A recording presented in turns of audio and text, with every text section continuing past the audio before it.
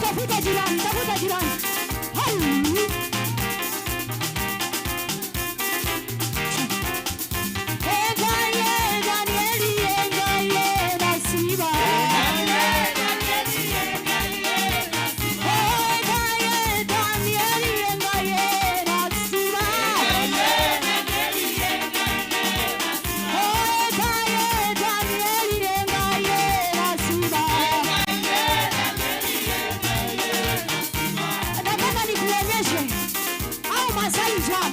Are you ready?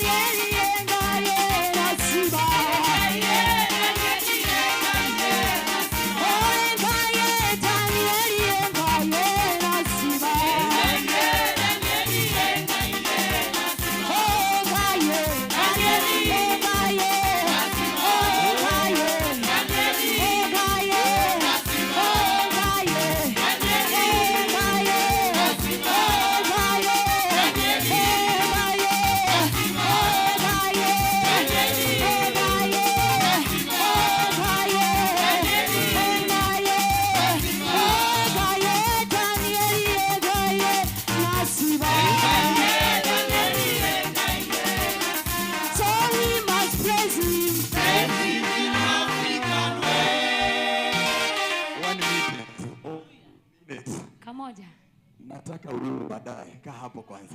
Hiyo Yesu makofi mazuri. Unaweza tuketi kwa kiti chako cha muujiza.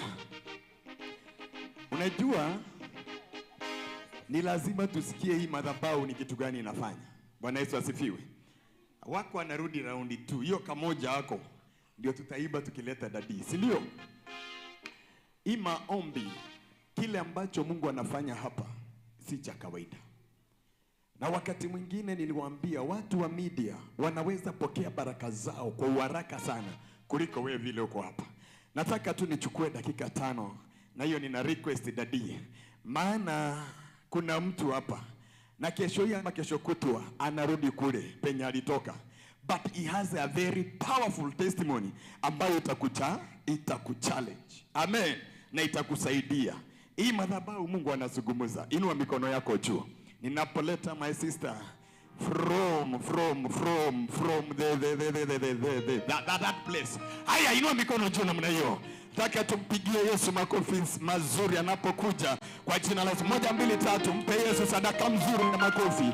Usikie kile Mungu anachotenda katika mlima huu. Amen. Asante. Bwana Yesu asifiwe. Wakati service iliisha nikamuuliza mchungaji kwani hakukuwa na wakati ya session ya testimonies, kwa sababu wakati tuna worship nilisikia ni vizuri nitoe testimony yangu. Ndio akaniambia ilikuwa saa 4 wenye si tumekuja hiyo service nyingine, ndio ni come request. Ndio akaniambia kuna this service, ndio maana nimeketi mahali hapa. Nimerelease mama ameenda shopping, mimi nimebaki mahali hapa. Na kwa sababu narudi on Tuesday during the day, nimeona ni vizuri nitoe testimony. So nashukuru Mungu kwa mahali hapa. Pia kuja kutembea Kenya. I visit regularly. Sijali nikimix language. Ni system yetu Kenya. Yeah, so nashukuru Mungu kwa uhai, kwa familia, kwa kila jambo na kwa afya. Nikisema hivyo, and ups and downs, that's normal in life. So na nashukuru Mungu sana kwa sababu sikuwa nafuata Apostle Ndora wa Ruinge. Nilikuwa tu nimeketi kwa nyumba, nimechoka, nimeboeka. Nilikuwa najisikia nataka kujiua. So hiyo wakati hata nilikuwa sitaki kwenda kanisa. In fact, I think I stayed for few months kabla mimi sijaenda kanisa. Hatuna kanisa kama hiyo unfortunately. Huwa tunaenda za wazungu ama za West Africans. They are also very good and powerful, but you still feel you are not at home. Sababu ni maga na Igbo. They are still good people anyway.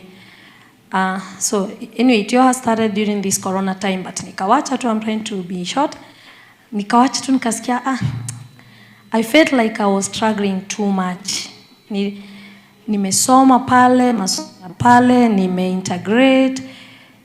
So of course we are not given the first priorities as blacks, as they call us. But when you have integrated enough, and also when you have the favor of God, you rise places. So of course the first priority ni hawa watoto wao. Any European country, the white skin, as they call themselves. Lakini if you work hard, you have good manners, you're always there. You get the top. Na pia uko na favor ya God. Vitu kaa hizo. So nilifika mahali, nimesoma, naangalia YouTube. Of course niko na kazi, but I felt I needed more. So hiyo wakati give up, ile wanakwambia ngoja. Of course I'm still working. Nikasema, give up na nikaacha kwenda kanisa. So nikaanza nitaenda sana, nani atanisaidia vitu kaa hizo. Dangalia, I have everything. Lakini so nikasema mimi nitaanza kujua. Na nikaacha kwenda church. Lakini bado napenda Mungu. So nikaambia God, mimi nataka tu nilale kama mama na nisiamke. Niende in peace. Na hizi countries za wazungu unaweza ukafanya exit. So I was going on Google, kasema hebu niangalie ni wapi nitaenda exit. Exit is very nice, by the way. That's what rich people do. Unaita your family or friends, mnakunywa ka juice, hiyo juice ndio inakuua. Washindano. Na hizo exit huwezi zipata. Ziko. Mtu akichoka anataka. So I was contemplating that. Lakini nasema mama anani-encourage shokera guys such things. So kwa sababu walikuwa wanasema mimi ni kama their pillar, ninaomba, nina worship, niko na God sana nampenda. Lakini time nikaenda break, nikamwambia God sana na wewe na so I was giving up. So nikiwa nimelala tu kwa sofa set, nikasema hebu nifungulie TV. Kufungua TV nikaona Posondora Warengi akihojiwa. Vile alihojiwa, nikasema maybe huyu ndio mtu wangu mwenye hata niokoa. Hebu nijaribu. Vile alimaliza hiyo session, alikuwa anahojiwa na one of the TV stations on my YouTube, I don't know. So nikapiga simu. Akashangaa mimi ni nani, nimetoa namba yake, nikamwambia. Nikamwambia Apostle nataka kujiua. Nataka kukufa. Actually you are anyhow. So it's a spirit. Na pia nilikuwa napigana nayo nasema Mungu mimi sitaki kukufa. What have I lacked? Of course I'm not ready to go now with the big visions I have. Lakini nikasema so nikampigia akaniuliza thank you. So nikampigia asante. Nikamuuliza nataka mimi kujua. Akaanza unataka kujua kwa nini? Nikamwambia Apostle nimesoma, nimeintegrate, najaribu kuwa mtoto mzuri. Mtoto mzuri? Mimi si morokore. Akaniambia kwa nataka kujua. Ndio nikamwambia like only 10 minutes. Akaniambia you don't worry. We will pray. God will help you. Akaniuliza unaweza ongea Kikuyu? Nikamwambia lakini iko mixed sababu nime grow kwa town. Nikamwambia wewe aliakale okwari ntoko igwana. Like 10 minutes at most. Akaniambia usijari Mungu atakubless. Wewe omba nitakuombea, we will pray and keep on following my words. Ya preaching. Na kutoka hapo kusema ukweli nilikuwa namfuata. I think it was around Wednesday, Thursday, I'm not very sure. On Monday, by the way, I'm also a translator.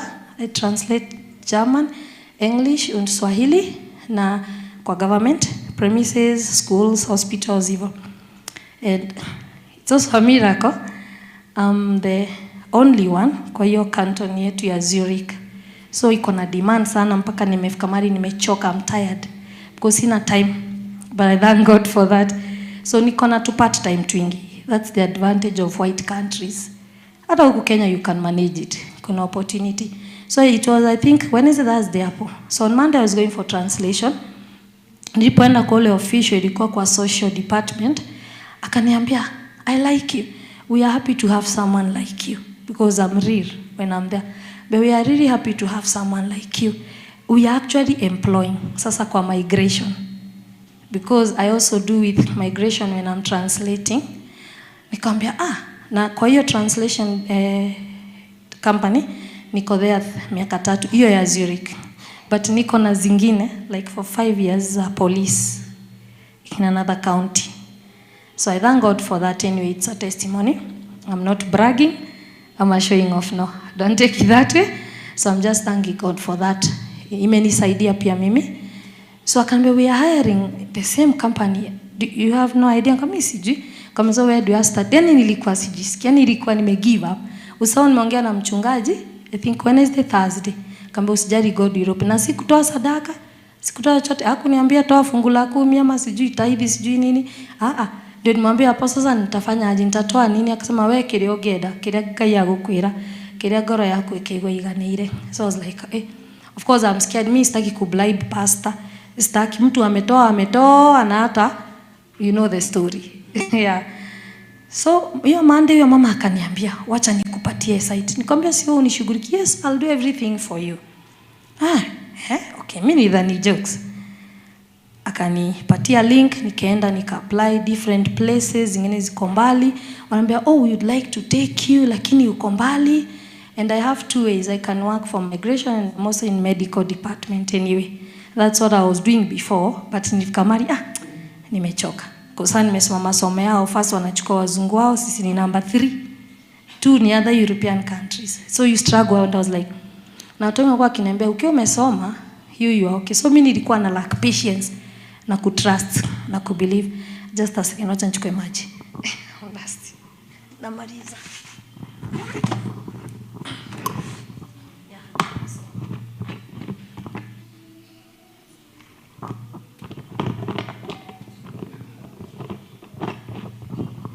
So thank you. So akanipea site ningine nikatafuta, wakaniandikia to make it short, within a period of 2 weeks nikaitwa. Nilipopigiwa na mkubwa sasa, nilitafuta 6, 2 ziko mbali, sikujua ni 4 hours drive from me. Na moja ilikuwa ya medic department. Wakaniambia uko ni mbali, nilikuwa nafikiri ni 40 minutes. Ambia hatuwezi kuchukua hiyo, uko mbali sana. Angalia hizi sections zingine. Nikachukua sasa 3. Wakaniita interview. Kila mtu anataka kunichukua.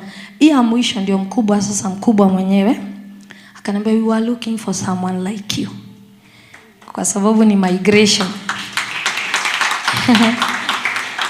So I thank God. Lakini wao wanaanza kwanza na contract, but mimi wananipea employment. So I thank God. Yeah. So hiyo ndio sababu yangu hata nilisema lazima nitabaki mahali hapa, kwa sababu apostle alinirudishia uhai. Familia yangu ilikuwa inakasirika, inaniambia tiga gweka uguo, tiga kwenda kuyura. Brother yangu mdogo juu nimemshika mkono sayeko kama kapasta kadogo. Wanaambia unakumbuka wewe ndio ulikuwa unatuambia hivi unatusaidia, sasa ukianguka saa hii na wewe ndio first born. Neno walikuwa na encourage, lakini naingia huku ikitoka huku ama hata sisikizi, yani nasema nimechoka. So within 2 weeks huyo bigger boss akaniambia, we're looking for someone like you. Nikaanza kulia kutetemeka, why me? Because kwa department yetu hiyo tuko, I'm the only black girl as they call us. The rest blacks are guys. Alafu just my character, kwa sababu pia I can do medic, tuko assistant nursing, na hiyo ndio nilianza nayo Switzerland, hizi za nyumba za wazee. So apostle akifungua nyumba ya wazee, najua what to do. Can support. Yeah. So I thank God for that. So hata hiyo imekuwa tu maombi yangu, Mungu ningependa zile experience niko nazo huko nilete huku. Si ati nakuja kuishi huku. But it's still home. We just work together. It's good when we are in overseas, we bring these experiences here. Tusikae nazo kwa mfuko. It is of no use. So that is one thing. Aliponiambia anafikiria vitu kaizo, niliona kwa TV akionyeshana tu girlfriend twake twingi tule tushosho. So nikaona hao ni watu mtu anaweza take care kama old homes. So I thank God I have that experience. I would want God to open that door. We do something here, we support our older people. Ndio wametuleta hapa. So I thank God for that. So I do want to continue with that section. So pale niko unakuta immigrants.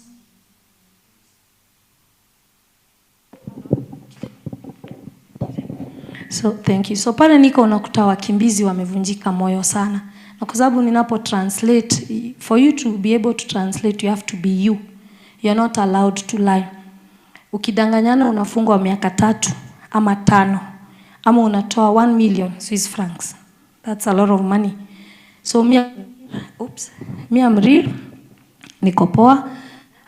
So I thank God for that. Ni favor tu na grace ya God. In fact, watu wengi niambia you are favored, you are blessed, but mimi wasioni. Kusema tu kweli. But I thank God kwa wale wananiona, wananiambia mtu ajioni huku nyuma. Unaambia na wenzako, and I do my work from my heart. Anything, when I'm a friend to someone, when I'm in church, I do things with my heart. I don't pretend, I don't want to gain or anything, no. Mimi hufanya vitu sababu I do it for God and with God's heart. So wakanichukua and I was like, hiki tu siri. Napigia apostle ananiambia nilikwambia you are starting. Nikiwa pale kazini, because wafanyikazi wengi pia they are lucky kwa migration, wanachukua watu wa all countries because wanaongea different languages. Pale tunaongea all kinds of language. Ukitoka hapo jioni unachanganyikiwa. So wanachukua immigrants wamekaa like 1 year, wanaongea French, German, Italian, such languages, Arabic, vitu kama hizo. So wameandika pale. So they started feeling bad. Kwa nini mimi? Don't forget they hate us.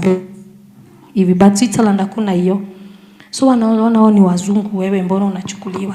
Afu anasikia uko employed. Afu anaona unaongea. Sasa nilikuwa naenda pale nasema naingia na nguvu ya apostle.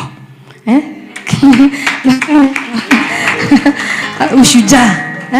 Wakikuja na kuja hivi ile temperament yetu ya Wakenya ya Africans. So Mungu alikuwa ananipea nguvu. Nasema huyu Mungu nipe nguvu. Hawataniharibia kazi. Nilikuwa nataka kujua juzi sitaki hizo zingine. Mungu sasa amefungua njia.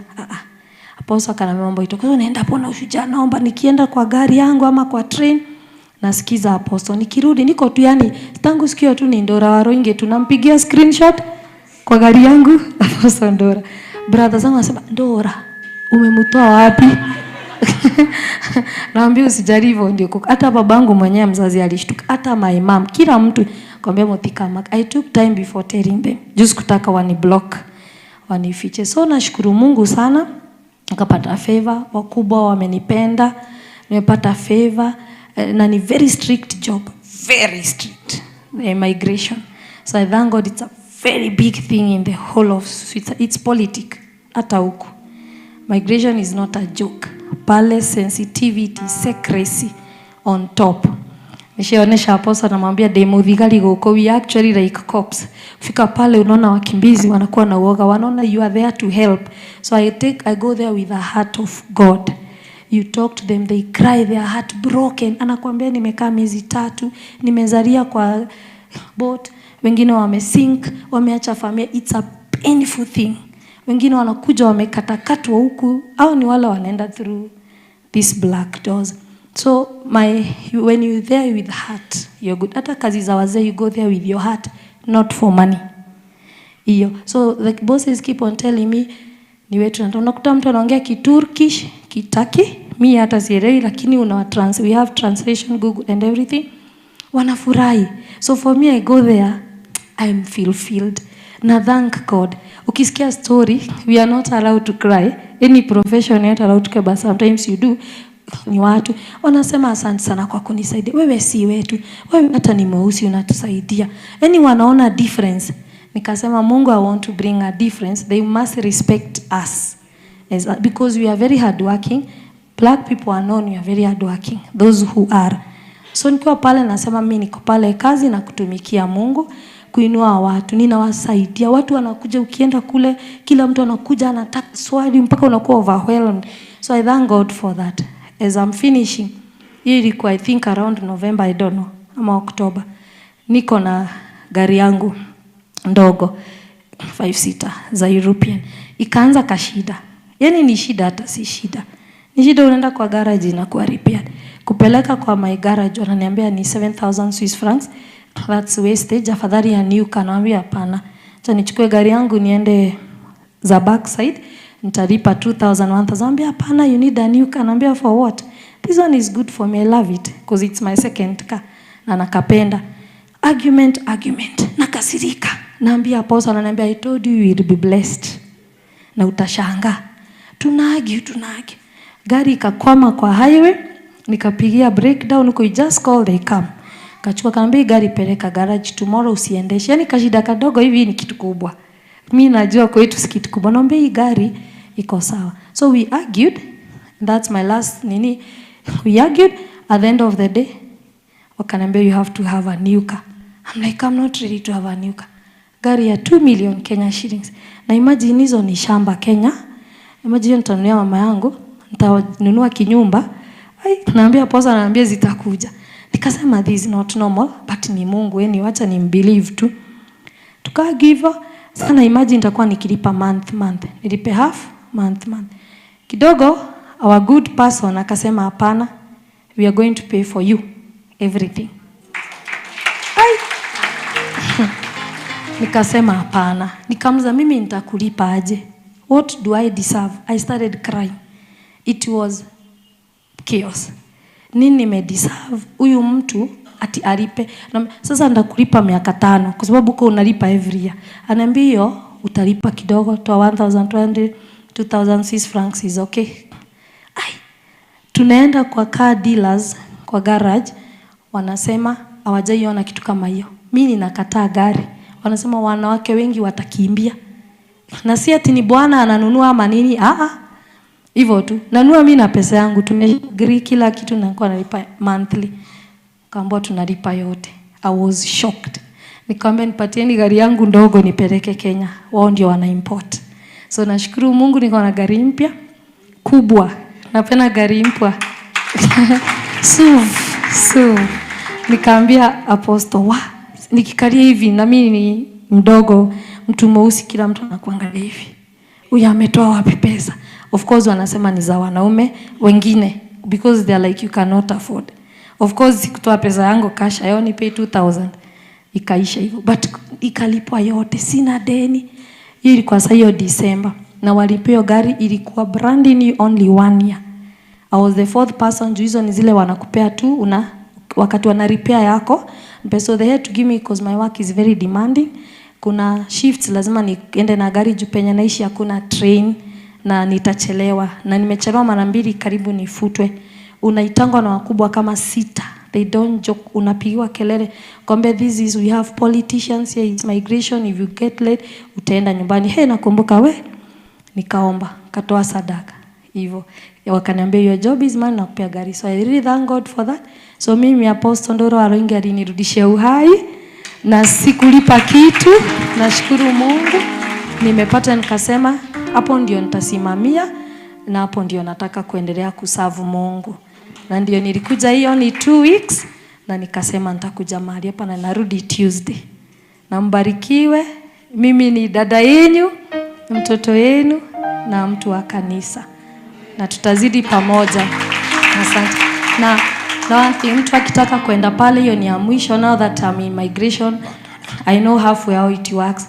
Watu wengi wanakuja, mimi sijui wanakujaje. Nikiwauliza mnakujaje hawanijibu. Juu wanaambiwa akifika kule msiseme. So, kuna agents huku mimi sijui ni akina nani. You pay the money, they bring it to other European nations. So ukiwa hapo badala ya uteseke kama unataka kuingia Switzerland, Germany, Austria, I can help. Asante through Apostle. Wow, nilikuwa natarajia makofi ya kilo. Nilikuwa natarajia shangwe mzuri kwa Yesu. Maana huyu Mungu mwenye anajibu.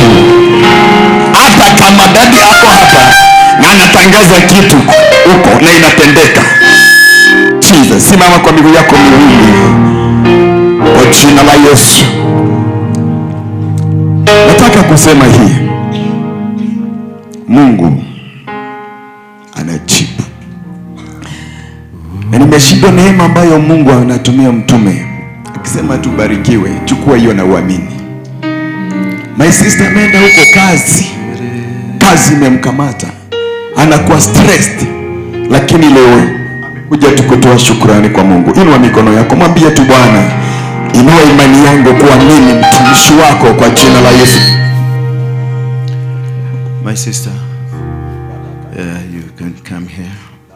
Father, we thank you. We give you glory and honor. We worship you this wonderful afternoon.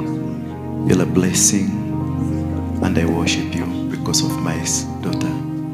May you praise her, may you bless her. As you bless these other children, Father, also remember them in whatever they desire to have from you. Guide them for them to prosper. Guide them, Father, for them to have their heavens open up. In Jesus' name we pray. Amen.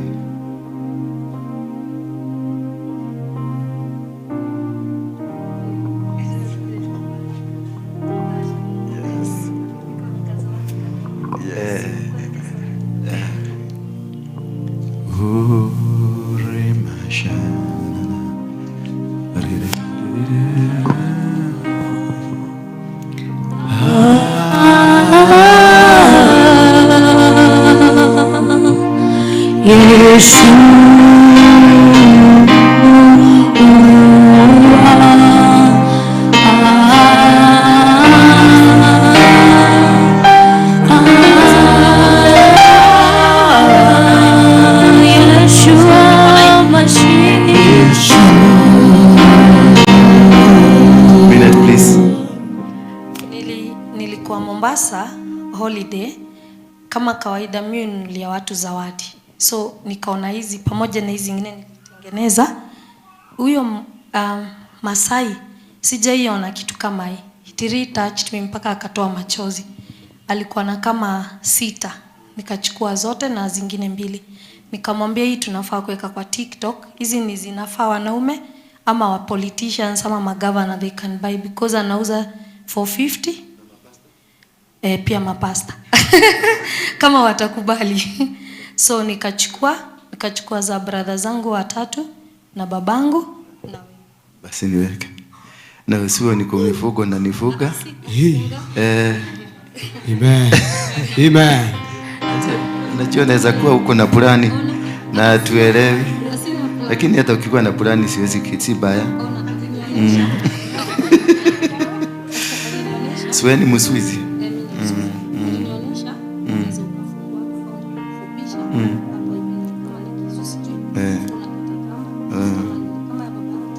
Mulikata. So mimi pia huyu kijana nitafute watu hao wamsaidie. Si hata mimi ni celeb, simulete nimsaidie. Ulimtouch.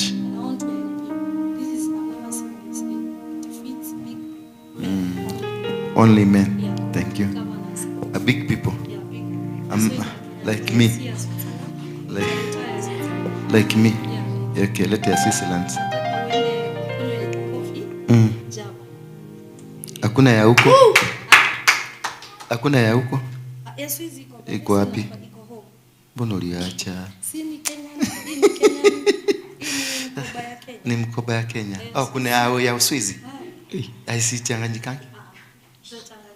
Ile iwezi beba pesa ya iko na passport. Piga magoti hapa nikuombe. Amen. Thank you.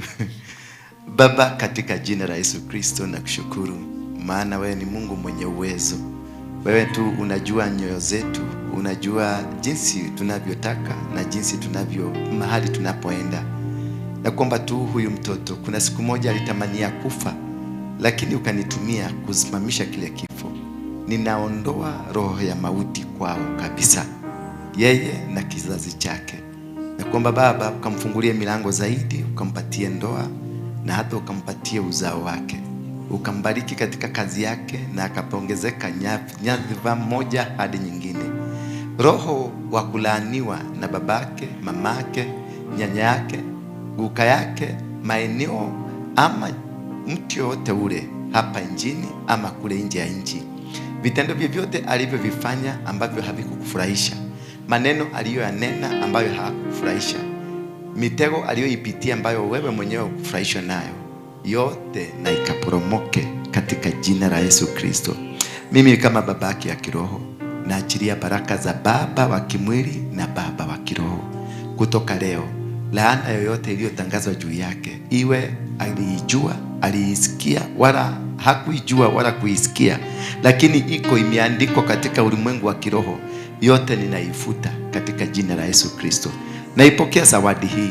Ni zawadi ndogo lakini uko mbinguni ni zawadi kubwa kabisa. ukamfanikishe, ukamfurahishe na ukamfungulie milango yake yote. Ni katika jina la Yesu Kristo naomba na kuamini. Mbingu yako imefunguka, ukabarikiwe na utainuliwa. Siku moja utajiona kwenye televisheni ya nchi, maana utazawadiwa kama mfanyikazi mzuri sana, na itakupatia chance.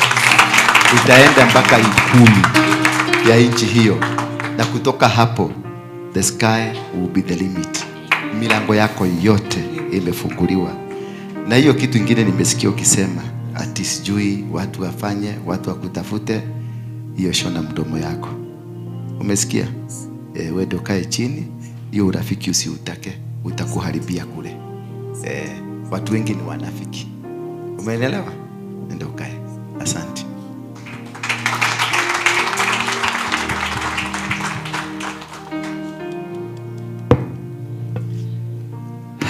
Thank you.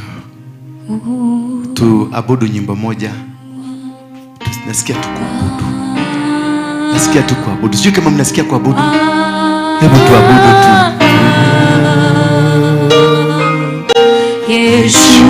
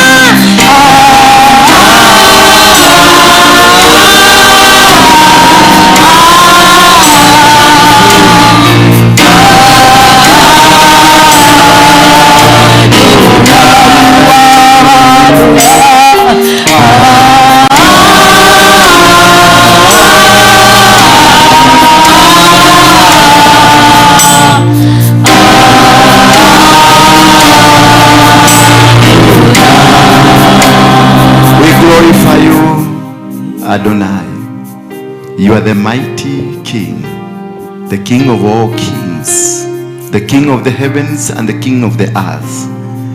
You are special. You are wonderful. We worship you, God. You are Yahweh, El Shaddai, Elohim, El Kadir. You are wonderful. You are wonderful. Let your spirit be glorified. Let your spirit visit us. Release your visitation to your people. Set your people free now. Set your people free now. Let them receive the anointing. In Jesus' name we pray. You may be seated. Thank you. Who's the owner of this soil? Yeah. What was the challenge? Or why did you want the soil to be here? Oh, that chamber, you are free. God has set you free, has set your originality, your native is free. There has been a lot of challenge of witchcraft, and from today, the witches will never be able to see you, hear you, feel you. Your children are free. Your husband is free. Your sisters, siblings, your brothers, all of them, they are free now. In Jesus' name. Thank you.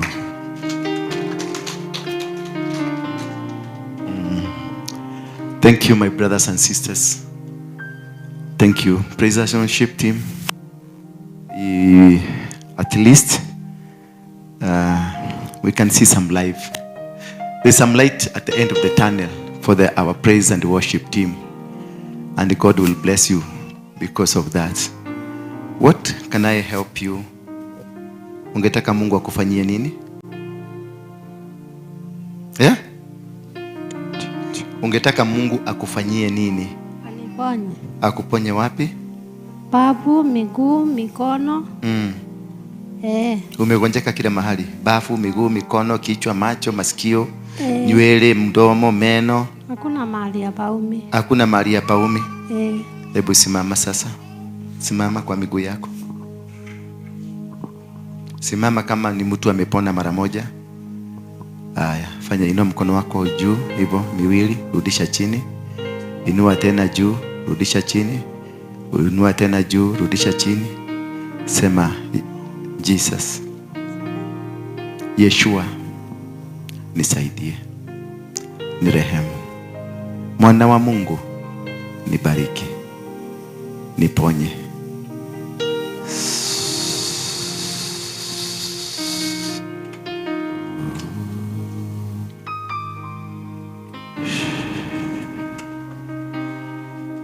You are free. Tuambie, ulikuwa naumwa na wapi? Naumwa na mikono. Sasa inauma? Tuambie.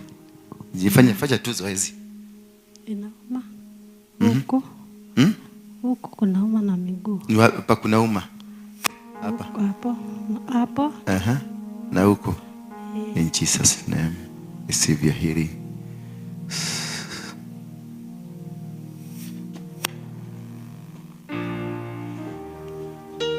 Be healed in Jesus' name.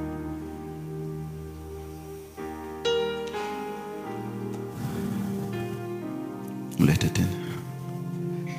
Receive your healing in the name of Yeshua HaMashiach.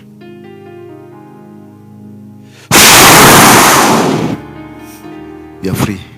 Mwache tu hapo kidogo, dakika ndogo. Thank you.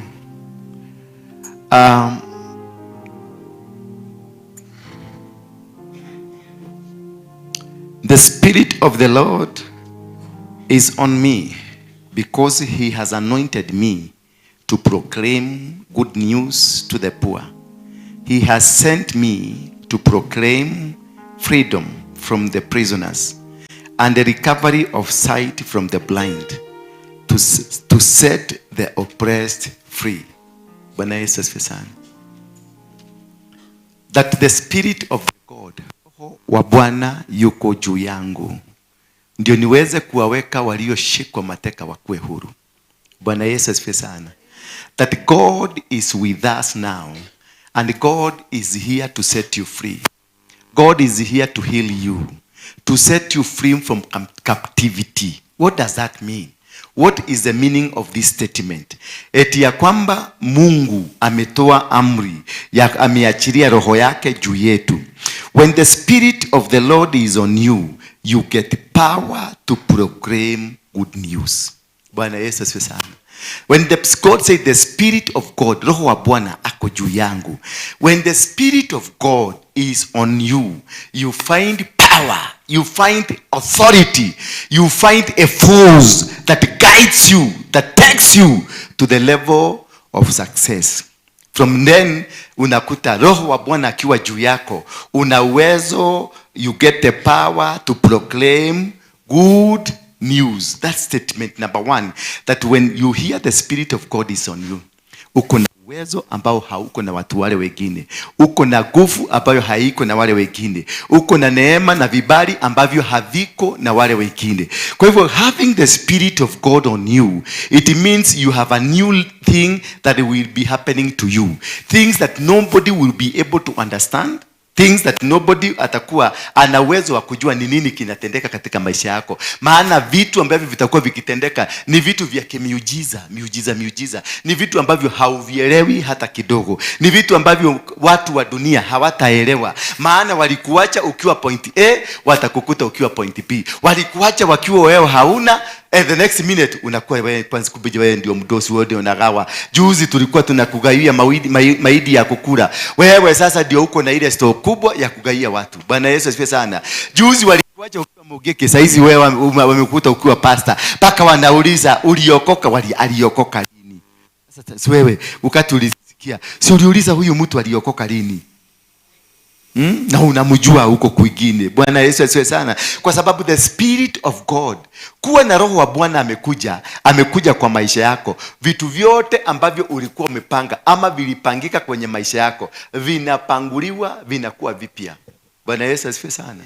Vinapanguliwa, mipango aina yoyote ambayo ulikuwa umepanga. Unaweza kuwa ulipanga mazuri, ulipanga kwani betri ilisha? Gani? Tulinunua gani?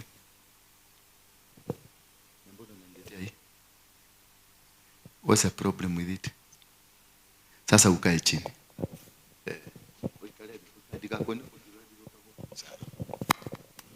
Kuna watu wanakurushia spirit ya kuhangaika. Hii si mzuri, nipatie hiyo. Wacha ikate tu. Kuna watu wamekurushia spirit ya kuhangaika. Kwenda hapa, haupati wakati wa kukaa chini kusikiliza. No, you are very potential, you are very instrumental to this church. Because when sasa nitakuwa ninatoka nje, wewe ndio utakuwa kiwacho. Na kuna watu hawakutaki hapa. Ni hawa tu mnacheka. Na nilikwambia, thekia igegore thekagia ke. No ni mumaragori danyitagira guko. Alizaliwa huko kwa Aruya. Sasa hata ukimuongelesha Kikuyu hasikagi. Na namuongelesha Kikuyu na dhimo ndio waelewe. Na mumuombe wale genuine, wale wabaya msimuombe. Shosho wira waku hoyagire Daudi. Naigua we matigo kohota ninde kuhoyagira. Noge na ni wairimo. Joki na uri ogeta bate. Moroti. Hello. Me speaking to you. Wewe.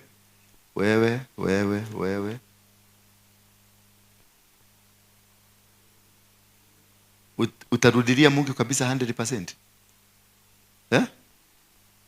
Yes, uombe ukwe intercessor wa David.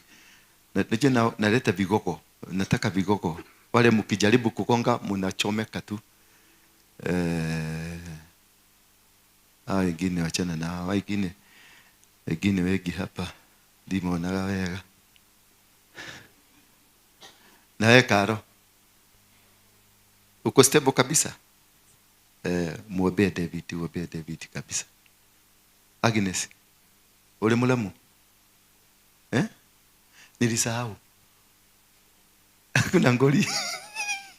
Jana ndio nilikuvuka. Ni akabaridi. Tutaonana, usiende kabla unione. Bwana Yesu asifiwe sana. Mnasikia hawa ni point. Mkutane na David mkae chini. Maana ameinuliwa, niliona kinyoka kikubwa kumuliko kimesimama mbele yake. Na hiyo kinyoka nikiona kama kichwa ni kafurani, ni watu hawa tunawaona wako hapa tu. Naona kakichwa haka, ni watu tu hapa. Wanataka kumumaliza. Mpaka wamempagia aende alale asiamuke. Si mnaona sasa venye amekuwa confused. Mara yuko hapa. Mara mpaka amekuwa sasa anataka kunitatiza kwenye mahubiri yako. Si umeona already ameniondoa? Kwa sababu ni si yeye, ni nyinyi. Najua sasa walishindwa na tall, dark and handsome. Sasa wanataka kumaliza huyu. Ati alikuja akang'oa wale watu walikuwa wamekalia. Ati arokire ati haha. Wale ujuzi arokire ni kwa watu wekile. Kutoka leo wewe ndio resident pastor. Kuja hapa. Kuja hapa nikumwagie mafuta. Ndio kuna watu saizi wako kwa maombi. Tulia maru hau. Teko guhereria. Wakoro emo ikirie kedo.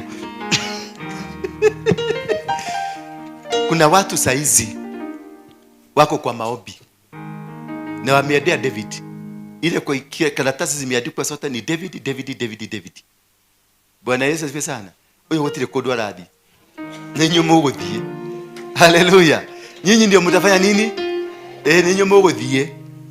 Na kwa wira wanyu ni muthiru guko muthie. Andu maihurite Kenya. We have 7 billion people in the world ambao hatujafikia. Muondoke, muende kabisa. Mutigotora mutugia ni kiragarurukanire. Ilifika mwisho. Sasa mtaona waruige mwingine. Si mnata mumiona leo? Sasa wekelea ile kakitu ulikuwa umewekelea. Ati uliwekelea kale kameenda draw, umewekelea kajoka kameenda draw. Sasa tafuta ingine ya kuwekelea. Bwana Yesu asifiwe sana. God is the one doing the changes in this church. It is not me. Kwa hivyo wachana hiyo ingine ilikuwa kama mipako yako. Bwana Yesu na imeisha. Sasa Mungu amechukua ushukani. Sasa simungangane na yeye. Sasa mimi nililala hapa chini, ukiona mtumishi wa Mungu amelala kwa pulpit hapa, amelala kifudifudi, ni kuambia anaambia Mungu sasa chukua, nimeshindwa. Never entertain. Ukiona mchungaji amelala chini, kibia sana. Either mtafute binu ya kuongea na yeye. Kwa sababu amehand over nyinyi. Mnaelewa hivyo? You are handed over. Ameondoka. He is no longer with you. Ameondoka na ameenda kutafuta watu wengine. Sasa nyinyi mtakuwa mnashughulikiwa, hamjui ni nini kinawashughulikia, lakini venye mnashughulikiwa mnakaa straight. Na hiyo roda kunyoroso mtanyoroso mtakaa straight. Haha. Na gutire mundu kuma haha. Gayarajerire ni irigira, ameweka kafensi kawaya, barbed wire. Unaona ile nenda round hivi. Alisema nimewafugia. Mikora hiyo ingine imefaulu kutoroka, lakini kwa sababu alikuwa amewaambia muende. Mungu alikuwa amewaambia mtoke muende. Mmekataa. Kwa sababu mnataka ati muhakikishe ile game mlianza imefaulu. Sasa naye Mungu akaniambia tondo ni maikara hau ule reke ngoni la mekago kuliwekwa babu, niliona nikiwa kwa mlima kumewekwa babu diwaya. Sasa mko wapi? Hapo. Alafu kutateremshwa kamoto kajoto kutoka juu katateremka tu chini. Sasa mutire wakorera igoro ni orugare na thigå kå kwena mĩigua. Sasa this is what is going to happen to those mikora hapa. Hiyo mikora ambayo imebaki kadhaa. This is what is going to happen. Murererwo mure murarega kura. Aria ngithe mutironi ni marorire. Abitu sisi matirorire. Na aria ngi marora metagwo ate ashiko. Acio thiri matiro ni ciruka ni. Hiyo yote sio group yote ilitoroka. Acio ni andu oge muno. Ni mamenyire wira wao ni warema. Wakatoroka. Kale kagegetagwo magisi kalitoroka. Wakajua kazi zao imefanya nini? Imeshindikana. Kwa hivyo wakahepa. Lakini kuna jagiri ziko hapa. Zilisema bado mundu kumundu tutaona. Sasa ng'ang'aneni na yeye. Mimi nimeodo. Mliwachwa kama niliona mmefukiwa kama hali hivi. Mimi nikaambiwa kaa na huko nje ndio katafute watu wako huko nje nitakupatia isinationesi yao. Oh, ndaliko kareke. Kariomoka. Thĩinĩ wa rĩĩtwa rĩa Ithe rĩa Mwana na Roho Mũtheru. Thĩinĩ wa rĩĩtwa rĩa Ithe rĩa Mwana na Roho Mũtheru. Thĩinĩ wa rĩĩtwa rĩa Ithe rĩa Mwana na Roho Mũtheru. Amũkĩra hinya wa Ngai, amũkĩra ũhoti wa Ngai, amũkĩra araika agũkũrũĩrĩra, amũkĩra araika arĩa marĩrũaga mbara ciaku, kĩgongona kĩa Ngai gĩkũrũĩrĩre, kĩgongona kĩa Ngai gĩkũhotanĩre, kĩgongona kĩa Ngai gĩtuĩke thũ cia thũ ciaku. In Jesus name.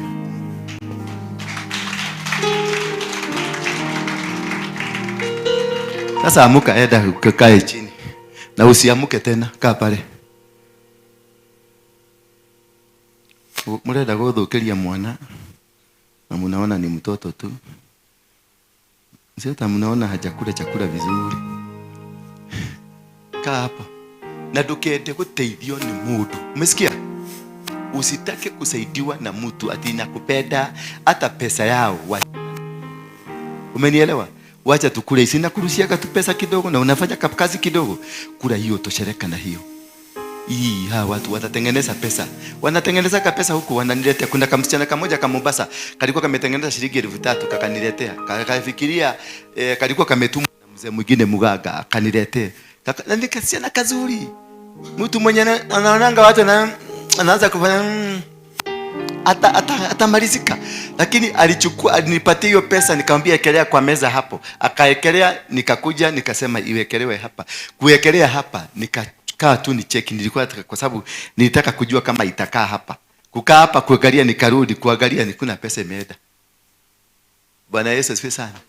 Unajua nafikiria mimi ni wale watu, ni wale watu wa kawaida. Me I'm not an ordinary person. Bwana Yesu asifiwe sana. I'm not an ordinary person. Mimi uwezani na mimi. Kumbuka kutoka siku zile za zamani. Si mliniombea nikufe. Nini mlikufa? Si mlikufa. Uliza Nanze pale. Kuna pastor yake mmoja bishop anakuwa Gadhika. Anaitangwa Kanyeri. Sijui ni Kanyeri ama ni Kanyeri. Kanyeri alinizika. Na mabishop wake hiyo kanisa inaitagwa. Itapata kanisa. CLF. Nisi? Si? CFL. CFF. Si CFF hii. Hapana, kuna jina ingine wameongezea CLF. Itapatia Christian Family CF. Inaitangwa Christian Family. Dara kuona. Haikuoni na hata kuona. Inaitangwa Christian.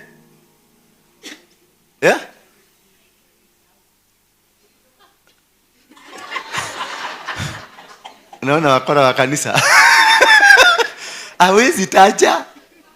Itakuatia? Hapana, kuna kitu, kuna L, kuna kitu hapo. Kuna jina, haisi CFF. Waliweka kwa sababu ya hii CFF wakachange ka kitu kadogo. Sasa huyo mzee walishikana na wazee mapasta wake. Wakaenda, si unaonaga amekatwa vidole hapa. Alikatiwa pale Ngoigwa. Kuna shamba plot walikuwa napigania.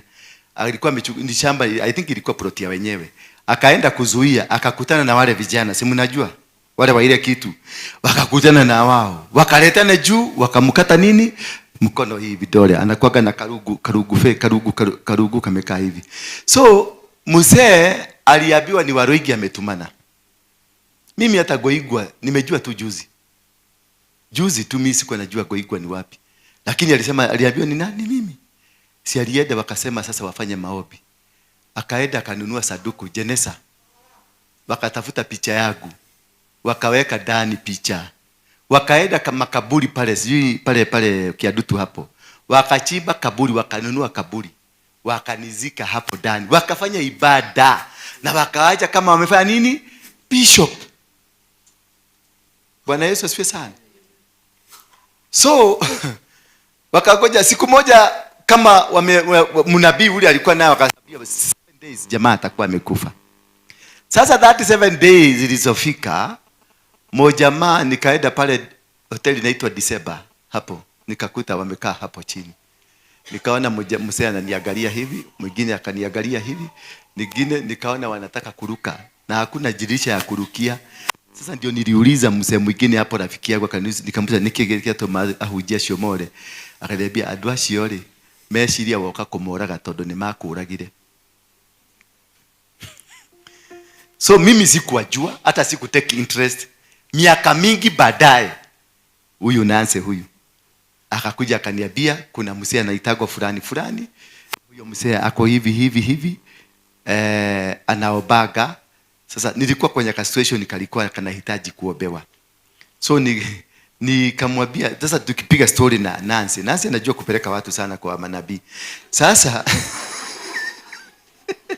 mimi nilikuwa nataka kwenda kwa baba yangu Harrison, lakini akainsist tuende tukaone nani? Kanyere, kwa sababu ni wa kuvuja madhabahu. Mimi nikatoka hapa tukaenda huko. Kumbe Mungu anajuaga jinsi ya kuconnect maneno ndio ujue ni nini kilifanyika mahali fulani. Kwa sababu yule aliniambia walikuua, lakini sasa mimi nilifikiria ni venye watu wanasemanga huyu amekufa. Kumbe kuna kitu kilikuwa kimefanyika na mimi sikujua venye kilifanyika. Mungu sasa akatumia yule mama. Yule mama akaanza yeye anakuwa na kiherehere ya manabii. Sasa akaniambia, nikamwambia naenda kutaka kwenda, kwa sababu nilikuwa nafikiria either ni James amenifunga ama ni Harrison. lakini sioni Harrison akinifunga, maana Harrison ndiye amenipatia mpaka zile mashini nafuata. Nikaangalia huyu matuta nilimpatia ile kiwanja, hii ako hapa ilikuwa kiwanja yangu, na ile kule yako Jerusalem bado kaeka kamoja kako hapo, ndio kalimwanzishia hapo. Nikaona hawa wazee tumemalizana. Huyu sasa akaniambia nitodi kwa mudukata yaga yeta kwa Kanyere. Sasa tukaenda kuingia tu kwa na uzuri haku amemwambia ni nani anakuja kuingia hivi. Akaniambia modoka leo ndio mwelane niye. Akaniambia akaanza kutetemeka, akatetemeka. Sasa kumbe ndio tukaongea, nikamwambia sasa nataka tuombe. Akaniambia tukaomba, alafu nikamwambia unaweza taka kukuja kwangu? Akaniambia naweza taka. Saa hiyo unajua mimi ni komanda, na hiyo mzee aendagi ini uoga wenye alikatakatwa. Nikamwambia ingia kwa gari tuende. Immediately mzee akaingia kwa gari mpaka kwangu. Kumbe mimi ni komanda. Tukaenda huko. Sasa hapo ndiye aliniambia venye walifanya. Nikamuuliza sasa ulikuwa unafanya hivi kwa nini? Akaniambia wage tudhuburite. One guoko dati nilio ni ndo wako. Hana vidole hizi zote. Enyewe nikaona hata kama ni mimi ningefanya hivyo. Lakini ilienda draw. Haikumsaidia. Kwa hivyo what I'm trying to say here, arogi mekuo. Naigwa fafaito. Arogi meko. Mekuo. Na arogi ti aria rutia ria kuri. Kafaria ale nitumamenyaga nitumonaga. Ni aya uyu eguka haha gwitwe ni ndugu ni dada nginyaga kugurira Bible acokaga gutwarana haria uko karia tukaria gathari na agakua ngiri 5 cia gukunengera niramenya agutuma irima-ini no mwinake ha mukiuga atia nginya kuhoya murahoya ramashenderere bororo sara murahituka ha bororo seketa ya ndororo ria makata jaya. Kumbe anasema bwana hakaja kufa haka kamutu kana histari kukufa rakabama. Ukisikia rakamama ramasanda kamesema kazi kuve na kaende na kaishe. Jihadhari hawa watu. Nimekuonya mara mingi, sijui ni kwa nini nimekuonya mara mingi, lakini sitakuonya tena. Jihadhari hawa watu. Si hawa watu. Si hawa si wabaya. Tiga kuria indo ciao. Ona imare he kindu gya kuria haria ndukoye. Umesikia? Ukiata matunda kindu giothe gya kuria ndugetikire guku giuke. No nyita kigirire haha no gitigaigire haria kana kigire haria. Usikubali kitu yoyote. Pesa, mtu kama anataka kupatia pesa kwanza aiwekele wapi? Hapa. Ni vizuri kupokea, ni vizuri kupatiwa, mnambariki, lakini kwanza mwambie aekelee kwa madhabahu. Wacha madhabahu ikupiganie. Bwana Yesu asifiwe sana. Ndikoro demo kegurire wana gadera modo ndo kaekelee kwa madhabahu. Si ati ni ujinga. Mfuko hii yangu ni mzuri ya kuweka pesa, lakini afadhali nikope mtu aije. Nimbadie gobera ngiri 5. No digio ya pesa onaogede hela. Si unaonanga? Siwezi chukua na kwambia kawekelee wapi? Si wewe uliniletea pesa nikakwambia wekelee kwa madhabahu. Si ati nakuchukia. Siwezi chukua. Sikuamini. You are my friend lakini sikuamini. Nonita, you are a good friend. I love you so much, but I don't trust you. Ate ujira to itokanywa gashoro na no. Ndio dikara da kwa jemo kawaine to diha gakijera gekwera diyaga nederoka. Yes, kwa nini? Nilikuja. Sikukuja. Bwana Yesu asifiwe sana. Sikukuja. I love you. I believe in you. Kazi yote unafanya hapa ni mzuri. Lakini todhi hado tokali nawe. Not me. Nizakuja tu nikusorore nione venye una behave, venye unakaa. Utaniona na wewe tena. Uko tora ujetaka. Ujeteta maita. Katokali gadali, katokanywa gasha. Siwezi. Umepona? Mbona unatoa Bwana Yesu asifiwe sana. No, it's always hiyo ni discipline ya uchungaji.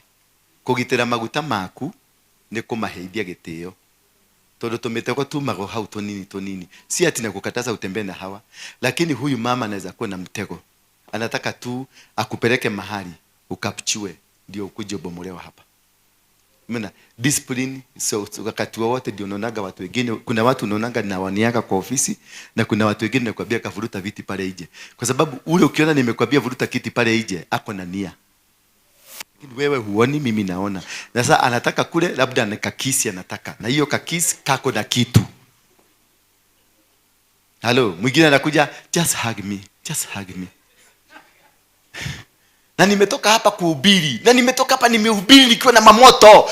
Yaani jana tarehe kuhiadira haya. Lakini mtu mara moja nikifika huko ndio naonaga ati nataka kuona apostle. Na nimeomba, nimekuwekelea mkono mpaka nimekukanyaga na mguu, hata nimekuambia kanyaga yangu. Ndio anointing ipande na mguu na ingine teremke na ingine puliza na puliza mdomo. Ndio ipite mara yote wote. Lakini unakuta dada kuona apostle. Sasa unashindwa uroka kuona apostle niki. Nitorekaniria madhabahu-ini. Unakuja kumtafuta wa nini? Nimekuambia ni maombi gani gani utapata huko kwa nyumba haukupata hapa? Just tell me. Just yoria kiorimo. Ni maombi mariko magirathi kuona kule mari utaona nira haha. Wako ni pesa ila kuona gira ndoigere ni ndire pesa cia kanitha ndiriaga. Mimi pesa ya kanisa sikurangi. I'm a businessman and I'm a rich tycoon. I'm a business mogul. Sema business mogul. Money flies in my account like nobody's business. Sikuragi hii pesa. Na sitawahi kula. Na zile pesa mnaonanga tunafanyanga nazo crusade. Si donation ya mtu. Ni zile tu niliwahusisha partners. Muanze kukujua. Because I've been financing the whole thing. Na finance na my 10%. Na hakuna crusade tunafanyaga ya less than 2 million. Na hiyo ndio 10%. Idhafudiria kwa mara moja. That is my 10%. Lakini Mungu akaniambia sasa husisha watoto wangu. Kuna watoto nataka kubariki nao wakue financiers, kingdom financiers. Ndio nikaita wakasimama hapa. Lakini kutoka siku ile walisimamishwa hapa, waliendewa, wamepigwa vita, wamepigwa. Lakini kutoka leo hiyo vita imeondoka. Bwana Yesu asifiwe sana. That is why God instructed me now, involve your sons and daughters into this because I want to bless them. Na milango sasa imefunguka. Usikuwe na wasiwasi. Mambuzi na matakataka na manguruwe zote zimeondolewa. Hebu angalia face ambao ulikuwa ukiona hauionagi siku hizi au alikuwa matoro. The spirit of the Lord is on me. When the spirit of the Lord is on you, you cannot afford to make a mistake because you have allowed God to be in you. Umemkubarisha Mungu. Wakati huyu dada alinipigia simu akiwa last option. Maana kwanza alishindwa, alikuwa ameona ni afadhali kukufa kuliko kuongea na nani? Na Dora Waroige. Option yake kubwa 70% ya maono yake na matarajio yake aliona ni afadhali mmetakatia exit. Unaenda unapatiwa kadawa unakufa tu mkiwa hapo. Unakunywa nini? Waini? Juice? Chai? Kamewekwa hiyo kitu. Utamaliza siku ngapi? Masaa tu. Sasa ungetusumbua tukufanyie harambee ya kuleta mwili. Ama wangekuzika huko. Ungechomwa. Sinaona? Alikuwa percentage kubwa yake ilikuwa upande wa kwenda exit. Lakini akiwa na drive akafikiria, let me give. Acha tu nimupigie tu nisikie ama ni ule ujinga tu ya mapasta. Sasa swali ya kwanza nilimuuliza unataka kujiua kwa nini? Na sasa ana drive gari akienda exit. Uliweka gari kando? Uliweka gari kando kwanza?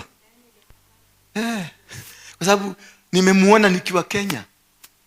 Na nikamwambia usijiue, kazi yako hii. Na akimaliza siku 2-3 kazi akaitiwa, akaenda kazini. Na she's working. Bwana Yesu asifiwe sana. Because the spirit of God is on me. So that I may be able to set the captives. Because kilichokuwa kimemshika ni roho ya mauti. She was captive of the spirit of death. She wanted to die.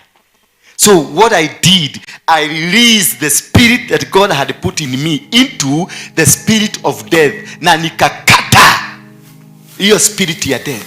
Ikaondoka. Na kutoka hapo, she is speaking life. She has come to the church. She had never gone to church for how many years? Alikuwa ameachana na kanisa kabisa. Alikuwa anasema kanisa ni ya ushetani. But now she has come to say thank you. And this kind of people that are going to be blessed. When Jesus alimbea walikuwa 10, walikuwa 9. Walikuwa 10, mmoja ndiye alirudi. Aliyerudi aliulizwa na Yesu, wako wangapi? Wale wengine 9 wako wapi? Wakasemekana hawajakuja. Kisha Yesu and Jesus made him whole. Meaning bado walikuwa hawajapona kabisa, lakini aliporudi kurudisha shukrani, he was made whole. When you come with thanksgiving, you are completely removed from any challenge, and God gives you another position. Now she is not the one that came here. It's because of saying thank you. Na ile kitu imemsaidia ni nini? Inyo mutiri wagorera ona muthuguiti. Todo moida gatodina hale serena. Bwana Yesu asifiwe sana. Lakini ameleta nini? This is a very small thing to you. Lakini kule mbinguni imeandikwa. Bwana Yesu asifiwe sana. Hii inaweza kumfungulishia dola milioni 10. This one you see. It's small. It's something small. Because you want to buy me a car. You want to buy me, but on condition. Ameniwekea hii. Sijui kama tutaonana naye tena. Lakini ameenda. But I have released. She has been made whole. 2 things he has made. He has come to say thank you, and then she has come to say thank you, and she has given. This is a sacrifice. This is what? Ya inchi. Ametoa inchi. Inchi ya Switzerland ikukubali. Inchi ya Switzerland ifanya nini? Ikukubali. Chochote ambacho kimeitanishwa na Switzerland, na madhabahu ya Switzerland, na udongo wa Switzerland, na bendera ya Switzerland, ikuwe part of you. Thank you. So because why am I saying this? Because the Spirit of God is on me. Bwana Yesu asifiwe sana. To set people captive. Because he has anointed me to proclaim good news. Now, number 1, it is the Spirit that is on you. To do what?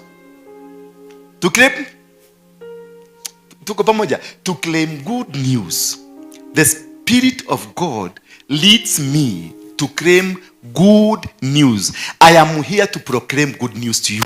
I am here to tell you that you are going to prosper. I am here to stand and say God is going to change your life. I am here to say that God is going to lift you up. I am here to say that God is going to manifest in your business, manifest in your life, manifest in your marriage, manifest in your whatever that you do. God will manifest in you. My sister, because of that cake, you may see as though it's something small, but a bakery has been opened by heaven for you. A whole bakery and a whole company kama ile inaitangwa Valencia na wale wengine. You will be called from center, left, right. Customers will prepare to employ people. Prepare not to work from home, but to work from just move around. Look for the premises. Because that's the good news I am here to declare to you. That whatever will happen to you from today, it is not a usual thing. Sio kitu cha kawaida. The kind of friends that you've been having, wacha nikwambie, kama you've been having mediocres in your life, they are no more from today. Kuna watu marafiki zako mpaka unaonaga these are my friend, utawakosa mpaka unangania hata fulani haonekani kwa imani. Kuna watu, wanawake na wanaume, walikuwa katika maisha yangu na maisha yako. Kutoka leo they are no more. That's the good news. Watakuwa hivi mpaka anaweza kuwa mzazi wako, anaweza kuwa your uncle, anaweza kuwa your auntie, anaweza kuwa your boss, anaweza kuwa your pastor, anaweza kuwa your apostle kama huyu. Utakuta kesho unajaribu kukuja hapa, unashindikana. Na mtu kama huyu akienda David, don't call these people. Don't call. Hii si ile kanisa, si CFF na hii si ya kuanganga na kule kwingine. Nganga ni kado. Si CFF pale unafuatilia watu wewe neke wolile totikuona gadiko ishi kawahete ilio. Kegwire hapa ni commanding zone. Kazi ya mtu ikiisha anaondoka. Bwana Yesu asifiwe sana. Do not follow anybody. Don't go looking for them. Waende huko kwa baba. Kwa baba ndio kanisa iko hapo. Hii ni kigogona. This is an altar. Mtu akimaliza kuomba hapa anafanya nini? Time yake akuje. Kila mtu ako na time ya kusabu hapa. Lakini the day atakuja kuzuia ati usiingie unakaa hivi, basi anangolewa kwa na kiti yake inangolewa. Nani mnaonaga mimi nilikuwa jeuri? Mimi si jeuri, ni umekuja hapa nikufundishe. Umekuja hapa nikuonyeshe jinsi ya kukaa venye Mungu anataka. Umekuja nikufundishe how to live godly. Bwana Yesu, I'm not so good. I told you my salvation niko 8%. Sijapanda au nime stagnate kidogo. Niko only 8% kwa sababu nimekuwa na makasiriko migi ya kina Roda huyu, ya kina huyu. Nimekuwa na makasiriko. Sasa you have made me to stagnate a bit. Lakini kuna kipindi nilikuwa nimekaenda vizuri. Sasa kwa sababu ya makasiriko mnapiga shosho na kasirika, mnakuja na hii mnakasirika, lakini nimegundua kumbe ni shetani alikuwa ndani yenu. Alikuwa anatumia hiyo njia ndio nikamato kwenye makasiriko, imeondoka. Ona mweka atendo dedeka ona inye. Ona mwanu madedeka ona inye. Ona mwaje kama udemo unaodeka. I will not be angry at anybody anymore. Yes, I will not stagnate. I want to be at 10%. Nikikuwa 10% Kenya itawaka moto. Kama niko 8 na bado Kenya inawaka moto. Kenya mzima. Naongea tu kitu kimoja wanaanza kuhara. Si wa Somali saizi wanahara. Mpaka wamenipeleka polisi. That I have come to declare good news. When the Spirit of God is on you, you have the capacity to declare good news. Bwana asifiwe sana. And the good news is that you will never be discussing the negatives. Hautakuwa ukidiscuss mambo ya kinyume. Hautakuwa ukidiscuss mambo ya watu. Hautakuwa ukidiscuss mambo ya kitu. Hautakuwa ukidiscuss whatever you will never be discussing anything that is not of yours. What you be discussing is the glory of God, the word of God. Ukikuja kwangu kwa ofisi kutoka leo, Bwana asifiwe. Haleluya. Dada, ningekusaidia aje? Kaka, ungetaka nikusaidie aje? Ati kwenda kajo ketwalie, ongea Kiswahili. Mimi. Ati nauliza kama mimi. Uko ni mmenizoea. Ndio koki. Bwana asifiwe sana. When you get the power to proclaim the good news, this comes out of you help people to come out of spiritual blindness. That is why unasikianga message zangu ni haujawahi kusisikia tena, ila nimezitoa kwenye Biblia, lakini Mungu amenipatia kipawa kingine ambacho hakina watu wengine. So whenever I speak to you, you hear like this thing I have never heard it. These teachings I've never heard them. Is it the same Bible? Mpaka unaenda kuangalia kitabu wanaona haya, it is the same. Lakini ufunuo ambao unaupata si ufunuo kama ule mwingine. Ufunuo ambao unakuja kwangu sio ufunuo ambao unakuja kwa maapostoli wale wengine, sio ufunuo wa bishop ama wa mabishop wengine. Ni ufunuo ulio wa kipekee, maana nimetumwa tu nikuja nikufugue. Bwana Yesu asifiwe. Ndio naona sibebelezagi. Maana huwezi kwenda pale Kamete ufuguliwe uache kwa gate alafu wale askari wa jela waanze kukubebeleza wakwambie, ulikuwa nataka kuenda. Sasa unatakaje? Si uende tu. Si tumekuachilia. No. Wakati umewachwa huru, umefunguliwa, you can be able to go. You are capable of going. You are capable of doing anything because you got the power to be able to be free. Because the blindness, upofu ambao ulikuwa nao umeondoka. That is why we got the power to set people free. We got the power and I set people free. All angles. Bwana Yesu asifiwe sana. Ndio mara nyingine mnasikia kwa Dhigira, mara mwingine mnasikia kwa Bamase, mara mwingine unanisikia kwa nani? Kwa Wakolino, mara nyingine kwa Ketijijo, mara mwingine kwa Plug TV, because I want to speak it out.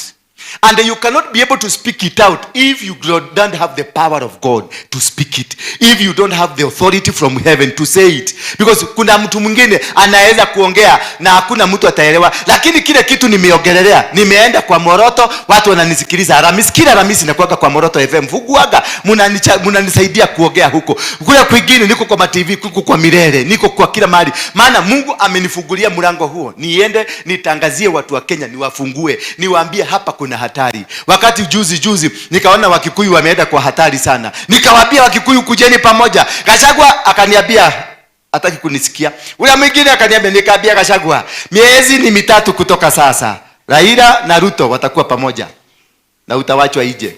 Akasema sitaki kusikia mambo ya Mogeke. Mimi nilimpigia simu akaniambia digithia ndeto cia Mugiki na tukacoka kuhurira. Yeye sasa ndiye ananitafuta. Mimi nimeblock simu yake.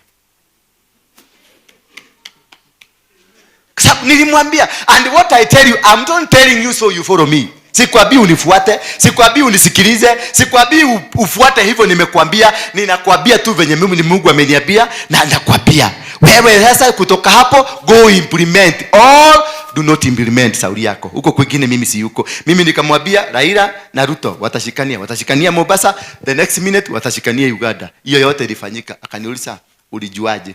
Ndio Baba Mase niliona juzi akakuja kuniuliza hapa, na mwambie Baba Mase maswali mengine awachake kuuliza hivyo. Akaanza kuuliza Dorano, kwani haoni mimi ni nani? Anioni, anaona mimi nikiwa wa red. Mliona akiniuliza hivyo? Ate Dorano. Sio ni madharau. Yaani anioni mimi ni nani? Wewe uliniuliza Dorano, ulijua ni nani? Mtu wa Garissa. Unafunika huko kabisa tusikuone. Haya, kabamasi ya huko. Anigogo shukire. Bwana Yesu asifiwe sana.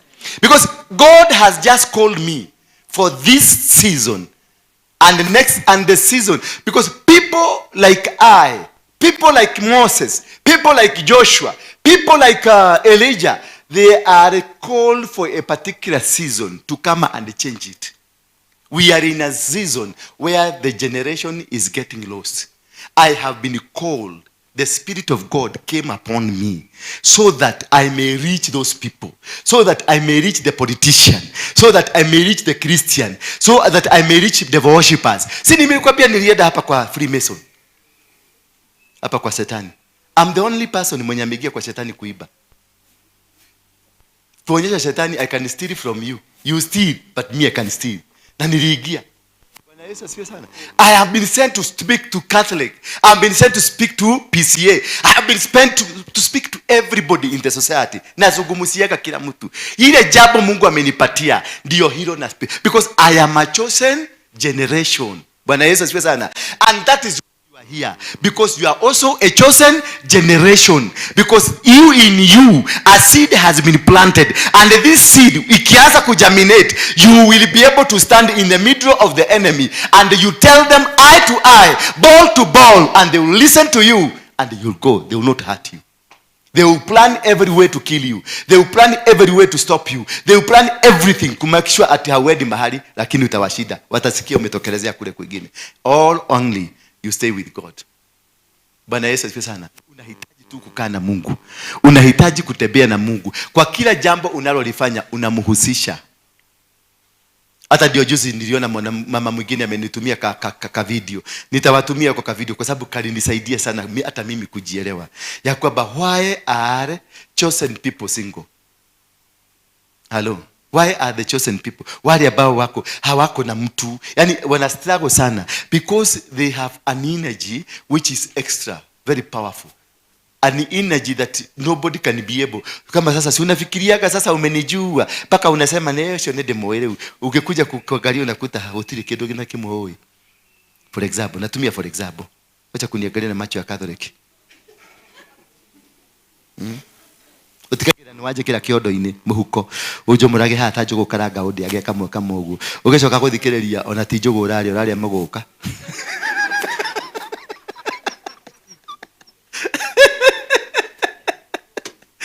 Hey, Bwana asifiwe sana.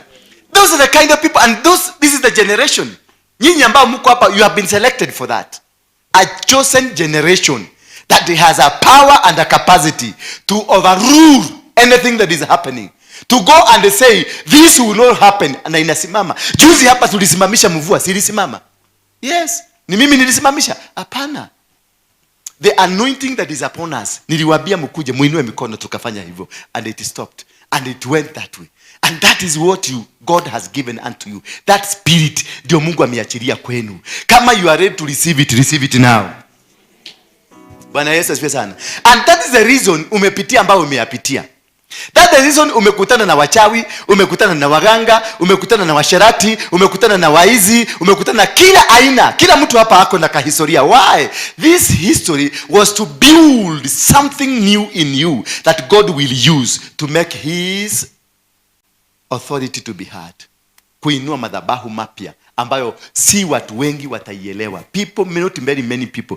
Unaona mtu mia to huyo wa 19, huyu mama wa 1919 anakujaga kulala hapa kwa simiti.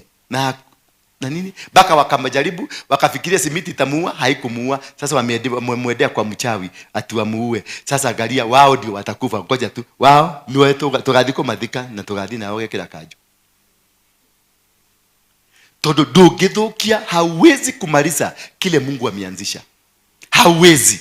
Na wacha kungangana. I'm telling you my dear brothers and my sisters, wacha kungangana na kitu hiki. Hiki hauwezani nacho. Hata ukifanya nini hautawezana, because this is something that is so slippery. Hauwezi. Utawacha kama umeishika unakuta hakuna, imeochomoka. Utawacha kama imeacha umeivugia kwa kanyumba. Kama sasa mimi, mtu kama mimi, utanivugia kwa kanyumba kako. Kama sasa si wewe unaweza univugia kwa kanyumba kako. The following day ukikuja bado uliniwacha, utakuta nige kavugia nyenike hau. Uge kati na korona wewe. Mundu to cio kate nake. Si unasarenda tu. Si usarende basi yani. Bwana Yesu asifiwe sana. Tutafute Mungu. The whole agenda here, tutafute Mungu. Wacha hizi vitu zingine. All these others will be added unto you. Bwana Yesu asifiwe sana. Seek the kingdom and the rest will be added. Itaongezewa. It is the rest. Haina hata jina, haina hata value. The rest that is added to you, it is added, doesn't have. But when you have God with you, the God that is in you is going to work, to help, to turn around anything. Wale wachawi walikuwa nakusumbua, hautawasikia tena. Si kuna mtu alikusumbua, sasa anakusumbuaga. Si anakuangaliaga tu na macho. Unatulia tu, you don't fight. Don't even fight with them. Just said, because the Spirit of God is upon you. And this Spirit has made you whole. That you are going to fight. You are going to make things. You are going to kufika tu mahali. Mimi nikiingia hata kule Serena, naigiaga Serena ama naigia Intercontinental. Nikipita tu hivi, unaona kila mtu amegeuza shingo. Kwa nini? There is a power that is working with me. That is all what you need to look for God. Hiyo ndio kitu ambacho unahitaji tu kutafuta kwenye Mungu. Ukikipata tu una nguvu za kipekee. Ukikipata tu hautahitaji kufuata watu nyuma, kuambia kubebeleza watu. Hapana, mimi kama sasa si unaonaga mimi sijui kubebeleza. Mugaga dedoreka. Yes, kwa sababu najielewa. Niko na Mungu wangu mkubwa. Niko na Mungu wangu aliye na uwezo. Niko na Mungu wangu mwenye anafanya vitu. Nikimwekelea hapa nikimwambia, Mungu sasa sitaki kuona mvua hapa. Huyo Mungu ananisikia. Mungu sitaki kuona huyu mtu mgonjwa nataka apone, anapona. Huyo Mungu nikimwambia jambo lolote analifanya. Maana aliniambia nitatembea. Na kabla nianze kutembea, nilimuuliza kama Musa nikamwambia, uko na uhakika uko pamoja na mimi? Akaniambia ndio. Na mimi nikamwambia sitoki kama hatutoki na wewe. So wherever I go, I am with him because I have a covenant with him. I have an authority with him. I have a relationship with him. I have a walk with him. That is why I don't care who you are, what you are. I don't care where you're going to, what you talk about me. Hata si mumiongea story yangu mingi. Si mulikaukiwa na madomo tu na mkakaje kunywa maji mkaenda kulala. Kwa nini? Kwa sababu I don't care you, I care my God. And if you have that attitude, do not care of them, care your God. Care your God. Are you walking right with your God? Are you doing right with your God? Are you standing right with your God? Then nobody will be able to suppress you. Nobody will be able to hold you. Nobody will be able to capture you. Nobody will be able to move anywhere against you. Uta walk with the way you want to do it. You will do things and nobody will come against you. They will look for you. They will not find you. Give me the book of Luke. Hiyo tunasoma tu. Na utafutie New Living Translation. New Living Bible Translation. Please. Give me a New Living Translation Bible. It is much easier for these people to understand.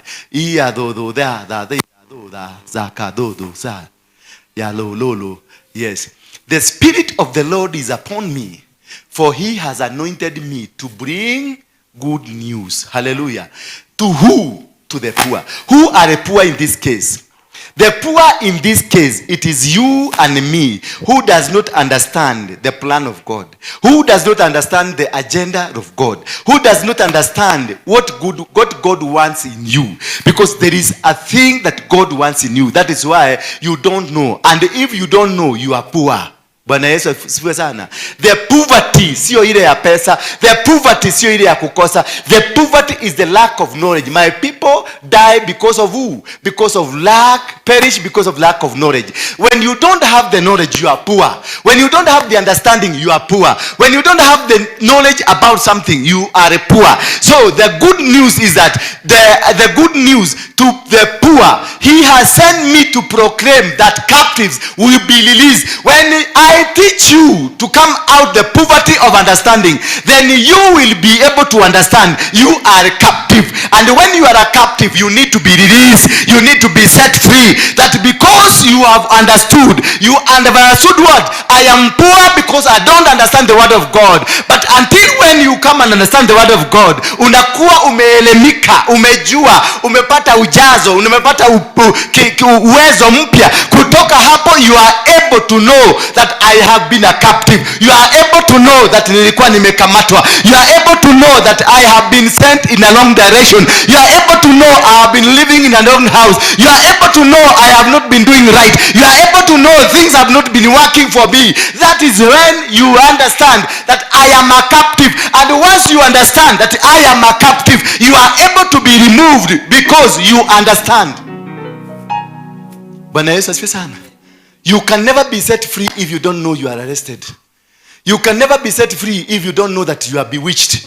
You can never be set free if you don't understand yourself. Until you are able to understand what is this that is holding you. It is my traditional cultures. What is holding me? It is my grandfather. Who is holding me is my grandmother. What is holding me? It is the where. The land that I'm seated on. This is what is holding. Until you are able kujua. It is hiyo shamba ambayo umekalia ndio ilikufuka. Usipojua hakuna siku utajiachilia. Hakuna siku utaachiliwa. You always remain captive irrespective of you going to church. You be a pastor but under captivity. You are a bishop lakini uko captive. Utakuwa prophet unto the nation. You are prophesying to people are being set free, but ukirudi nyumbani unarudi jela. Wanakuuliza umemaliza ujinga, sasa kuja tuendelee na safari. Na wewe ni nabii. Ile maneno unazungumzaga dunia mzima inatetemeka ikikusikia. Lakini ukirudi nyumbani kwako unakuta kuna tatizo fulani. Bwana Yesu, until you understand this problem, ndio utakuja kutoka kwa hii shida. Ndio utakuja kujielewa I have been a captive. Mimi nimekuwa mateka na nimekuwa nimeshikwa mateka. Then for he has anointed me to bring good news to the poor. He has sent me to proclaim that captives will be released. First of all, before he sends me, lazima spirit ya Mungu alikuja kwangu. Before he sends me, lazima the Holy Spirit worked me. Ilinifanyia kazi. That is why I normally tell you, I was ordained 15 years ago, but last year ndio nimeanza kazi ya Mungu. Bwana Yesu asifiwe sana. I had a church in City Stadium, but haikuwa kazi. That was not God's work. It was tuliambiwa kaa hapa. Ndivyo naambiwa kaa hapa ugojee utaitwa.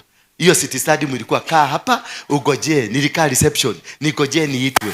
Nimekaa mwezi wa 6 ndio tumekuja hapa last year. Sasa hapo ndio nilipata barua ya appointment kuja kuanza kufanya kazi. Na nikiwa hapa ndio umesikia hata language yangu, mahubiri yangu, vitu vyangu vyote vimebadilika. Kwa nini? Because appointment letter nimepata na nimepatiwa kazi. And when God has called you, you don't struggle. Bwana Yesu asifiwe sana. You don't struggle. If God amekuita, hakuna struggle ambayo unafaa kuwa nayo. Hakuna struggle unafaa, maana Mungu akikuita, anakuitanga na vitu vyote vya kazi. Ile kazi amekupatia, he gives you the tools. Like the government akikuemploy ama city county government ya watu wa kufagia, wanakupatia kifagio, wanakupatia gumboot, wanakupatia na nguo za kuvaa, ma-apron, na hata lori ya kuja kubeba ile takataka. Zote unapatiwa na government. Hauambi uende ukanunue.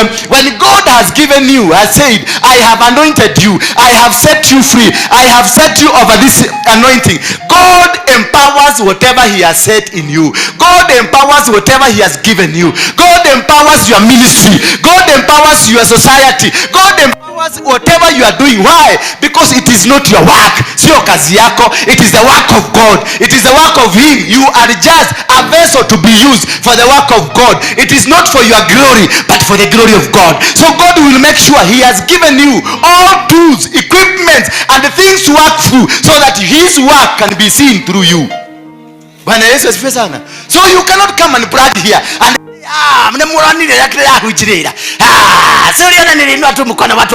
this is not my work, it is God's work. I am just but a vessel. I don't know whether you are getting me. Hallelujah. Then he says, He has sent me to proclaim. He has to. In the book of Jeremiah, don't change. In the book of Jeremiah 1 verse 10, in the say, and see today. No, let's start from 6. The Bible says, Jeremiah says that I am but a young boy. I can't go where you are telling me. I can't do what you are telling me to do. And God rushed back when he realized this boy is about to make a mistake, to refuse to accept the authority I'm giving him, to refuse to accept what I am empowering him. Because through your mouth you can cancel your blessing. Through your mouth you can stagnate yourself. Through your mouth you can make yourself not move as fast as what God wants you to go. Because you have said, He just said that I'm but a child, I am just but a youth. And God rushed very fast to him and told him, you are not a boy. Never again say you are a youth. And God moves very fast. That mouth that spoke against him, because it is the mouth that wanted to destroy the anointing in Jeremiah. It is his mouth that wanted to destroy the anointing that God had given him. So God moved very fast to cancel this mouth and to tell this mouth, from today, this man you are carrying is my servant. And he was told by immediately, from today you will not say I am young, you will forever say whatever I send. Then he touched that mouth. That is why I'm telling you, it is good for you to understand what kind of an altar that can resist you, what kind of a power that can move against you, what kind of a force that can stop you from achieving the will of God. Is it your mouth? Is it your ears? Is it your eyes? Is it your legs? Is it your body? There must be something that can cause you not to get into the will of God. That's something that can cause you not to get into the will of God. God moved when he heard Jeremiah saying that I am just but a child. He moved and touched the mouth and put his word. He moved Jeremiah completely and put God himself inside. Until you are removed yourself, you will remove everything from you. You empty yourself, and then you allow God to write his words in your mouth. That is the time you will be allowed to speak his word. The other time I was preaching, when we were at Jericho, at the City Stadium, we were doing crusades and no impact was being felt. Why? Because my mouth had not been circumcised. Until your mouth is circumcised, that is the time God will allow you to utter his word, to say words of command, to say words that can change, to say words that can influence, to say words that can make something happen, to say word that can bring life, to say word that can bring change, to say word that can make something happen. You have to be circumcised.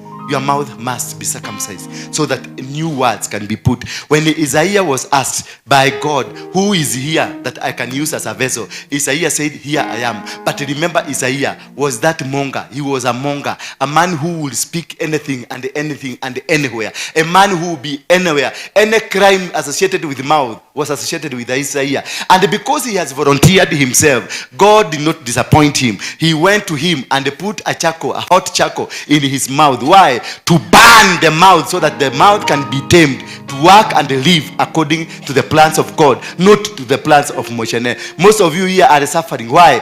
God has put a charcoal in your mouth. That is why you are always speaking one language of poverty, one language, one language. What? Because why? You are being tamed to say, to proclaim the goodness of God.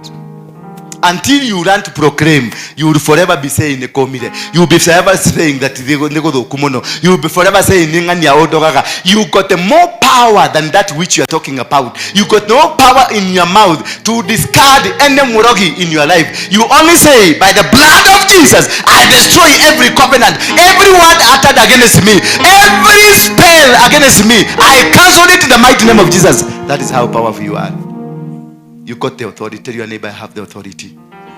It is only that I am a foolish.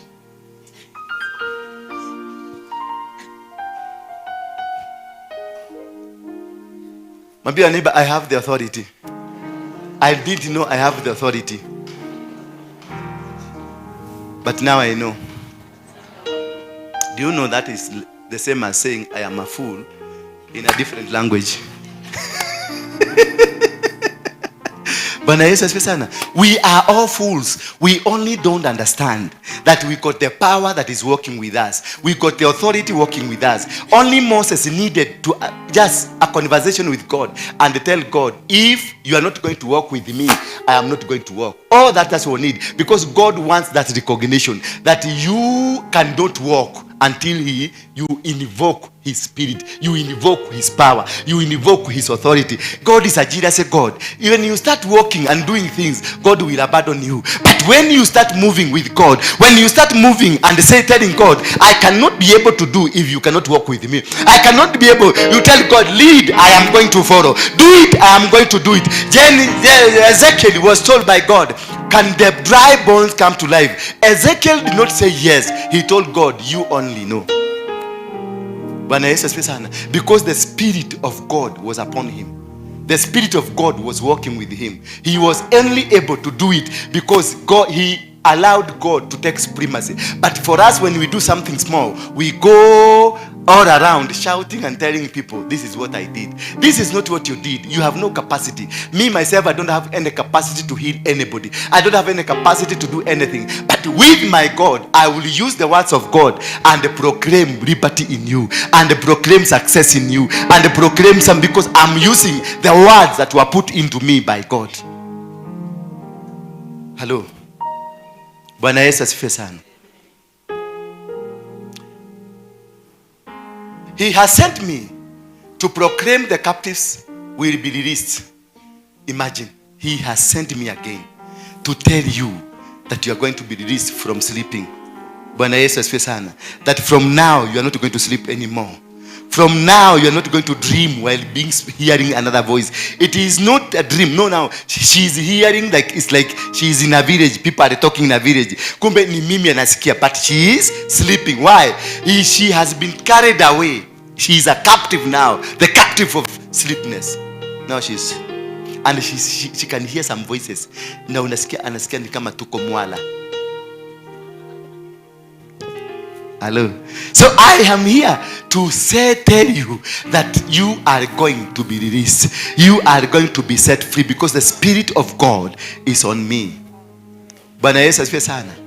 So the word of God, the Spirit of God is so crucial in everything that whatever we proclaim today, whatever we proclaimed today here, wakati tulikuwa hapa mchana, it is a Spirit of God released to you through my mouth. It is not me, but the Spirit of God released to you through my mouth, that you have been set free, that whatever captivity you are in has whatever challenges, if it is a husband that was containing you, if it is a wife that was containing you, if it's a business that was containing you, if it's a ministry that was containing you, if it's a piece of land that was containing you, from today, you will never hear them that wanted to torment you.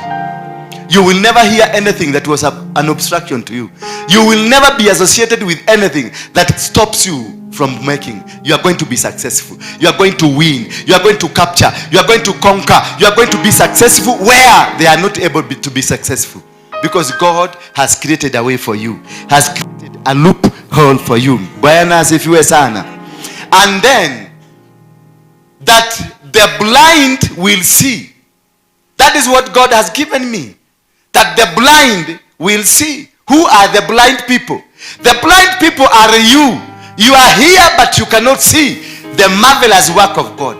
You are here but you cannot see what God has done, what God is doing, what God is planning to do. You are here, you see this man, you don't see as a man of God, you see as a TDH. Bwana Yesu asifiwe sana. You don't see the man of God here, you see as another character. Because you are blind, you are relying on self-emotions, emotions that you had, or previous emotion, or maybe you are that person, that character. So am I making sense? That is why you are blind. Tell your neighbor, that is why you are blind. Because there are people here, I will preach. If you ask which verse I preached, they don't know. But you ask them which cloth nilikuwa nimevaa, they will explain you. Baka ile ingine. Because the intention and the capture, amekuwa captured, ni mimi alikuwa na piga value. Hata ukimuuliza, unaona kama apostle alikuwa amevaa kama mpesa ngapi hivi, atakupatia calculation. The entire service, hakuna kitu alishika. Alielewa mavazi ya huyu mama. Nitakwambia mama amevaa kiatu ya shilingi 10,000, amevaa kaguo ka shilingi 15,000, because that I am captured. I am blind from seeing the reality of God, from seeing the successful things God has done, from seeing the marvelous of God, from seeing the will that He has upon us, from seeing the greatness of God. That is what we become spiritual blindness. When you are spiritually blind, there is nothing you can see. You will be called to come into a position, but because you are spiritually blind, you will not want to be associated with me, or you will come to be associated with me because there is something else you want to extract from me, not the real thing that is in me, because you are spiritually blind. You don't know what is happening now, what will be happening tomorrow, or what your interested is, something that it is irresponsible. To open the eyes that are blind. That is what, when you open the eyes that are blind, it's when the Spirit of God enters into your heart. But your blindness to come out, it is the heart that must be affected.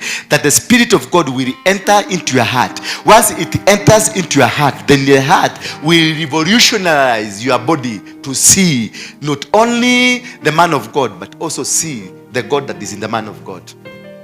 Bwana Yesu asifiwe sana. You will be able now to associate. You will be able now to walk. You will be able now to be a believer, a person who believes in what is coming out of the man of God or the woman of God. You will be able to believe because your heart has been internalized to be able to be revived, to revive the eyes that are spiritual. So when you have your spiritual eyes being awakened, you are able to see things that others are not able to see. You are able to know what is happening. You are able to know there are people there waiting for me. You are able to know that there is something that has been cooked there. You are able to know that this guy is planning something. Before you come to me, I am able to know what you want to do. Before you even open up your mouth, I am able to tell you all your stories. I am able to tell you all your challenges and all your problems. Why? Because I am not blind. Bwana Yesu asifiwe sana. I am not what? I am not blind. I can be able to see what others cannot be able to see. I am able to see spiritually and unleavened and produce what you want. Then when you come to me, I will tell you before you open up your mouth. Then I will be able to kill the spirit, because this spirit wanted to attack me, and when this spirit wanted to attack me, I will be able to contain it, because I have a spiritual eye that is seeing beyond the understanding of men. Bwana Yesu asifiwe sana. And that is what we need to have and to pray for, that you may be able, so the blind will see, and that the oppressed will be set free. The oppressed are who? The oppressed are you, who they have refused to reveal the good news of God. The oppressed are you, who is walking but you are not free. The oppressed are you, who is alive but you are dead. Because they have refused you to understand the word of God. Because they know if you understood the word of God will set you free. It is you only understanding. That is why they will never give you a true gospel of God. That is why they will give you just a half-baked gospel. That is why they will not tell you the truth. That is why they will tell you don't mix this and this. That is why they will tell you you got saved, therefore you are not a Kikuyu anymore. That's why they say because you got saved you are not a Luo anymore. No, I am here to tell you, before you got saved you are a Kikuyu, and before you get to move with any salvation you are a Kikuyu, and you build your salvation from there. Because that is how God sees you. God sees you as a Kikuyu first, then he sees you the Christianity that you have been Christianized again. Bwana Yesu asifiwe sana. And that is why Jesus told the disciples, do not go to the Gentiles before you do what? Before you get all the Jews to you back to you. Bwana Yesu asifiwe. And that is the most important, understanding yourself. He meant you need to understand yourself before you go out there. Before you start claiming your Christianity, understand yourself. Because you call yourself a Christian, but you are still carrying a name of a Kikuyu. Are you going to heaven? Wagoi. Are you Wagoi? Yes. Is Wagoi a Christian name? Jina Wagoi limeokoka. Sini tradition. Then why are you being called Wagoi? So are we going to heaven? What's your name? No, Rachel is not a name. Waithera. Waithera, that's a common. Waithera is your name. Is it a Christian name? Will you go to heaven now? Situliambiwa tuachane na mambo ya kisheji. Why are you carrying the mambo ya kisheji with you and you are coming to church? What's your name? Jerry. And you go to church. Are you saved now? Si umebeba mambo ya kisheji? Jina ya kisheji. You see now, it is total confusion. You tell me to abandon my culture, but you still give me the name of my culture. You tell me to stop being a Kikuyu, but I'm being called the name of Kikuyu. Does it make sense? Does it make sense? It doesn't make sense. Because when I pray in my language, and God is a Kikuyu. God is not a Kisi, God is a Kikuyu. Because he made me. When a Kisi speaks to him, God becomes a Kisi. When a Luo speaks to him, God becomes a Luo. Because a Luo will say, Jakadung, Jakamarach, Moro Machant. And he will hear. When he comes to Kikuyu, he will hear. When he go to Muhindi, God will hear. Why do you want to generalize me to become? Even the Catholic people, they produce a Bible that is for African because they realize culture is part of your God. Of course, there are cultures that we cannot be able to embrace. There are cultures that are not good for us. But every... Umekasirika? Kwa nini umeenda? Ni masaa. Mzee ulikuwa umemwambia umeenda kuona nani? Mzee ulikuwa umemwambia umeenda kuona mama hospitali. Thank you, barikiwe. Chochote ambacho kilikuwa kimekulete hapa, Mungu akupatie. Ufunguliwe milango yako. Bwana Yesu asifiwe sana. So it is very important to understand this. When you understand this, it is when you can say, I have been set free. To understand the background, to understand that you have been oppressed. Ulikuwa umefungiwa kwa cage. Now that we have understood, to know that, like now for example, let me ask you a quick question. And this is a general question I need you to answer. Kila mtu anijibu hii kwa sababu mnajua. Shetani ni black ama ni white? Ile picha tunaona. She is black. The devil Lucifer is black. Yeah, that is what we see. That is what they write to us. Let go. Let kimodo keiro. Geshongi mono. Malaika Michael ni mudhuku kana ni muiro? Mudhuku. Malaika Gabriel ni mudhuku kana ni muiro? Muiro. Malaika ambaye tunacholewa kwa picha. Ukienda kwa Catholic wamechorwa kule, wanakuanga wazungu ama Waafrika? Si wote ni wazungu. But remember, Lucifer was an angel amongst them. Si alikuwa angel? He was an angel he was their boss. That is, he was the boss. He was the archangel, the senior most angel, who was given all the privileges as a biguni. That is why he was also a choir master. This man, at what time did he change from being white? Because I believe and I trust that all angels were white. At what alibadilikia wapi akakuwa black? Who brainwashed you? This is what we are calling, you are being oppressed. Because if all other angels are white, why is Lucifer black? And if he became black, at what time did he become black? So, if angels, he was an angel, and all angels were white, so Lucifer was white. So who is the devil? Who is the devil? The white men are the devils. And we the blacks are the angels. Sure. It is a very simple question you ask yourself. All your brothers and sisters are black. Only one kalizaliwa ni kamu Chinese. So you ask, kamu Chinese kalitokea wapi? Baba yetu ni black, mama yetu ni black, na sisi zote tunafanana. Wairimu.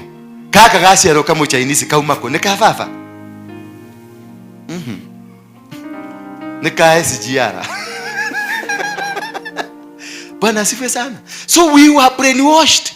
This is what we are saying, that I have been sent to come and tell you, you are oppressed. You are not a devil. Because they wanted to bring that picture that all black people are Lucifer and all white people are the archangels. But Lucifer was an archangel. He was in heaven. He lived in heaven. He was the boss of everybody in heaven. So were we the bosses? Yeah. So that is why you are the devil. Because Lucifer was the boss.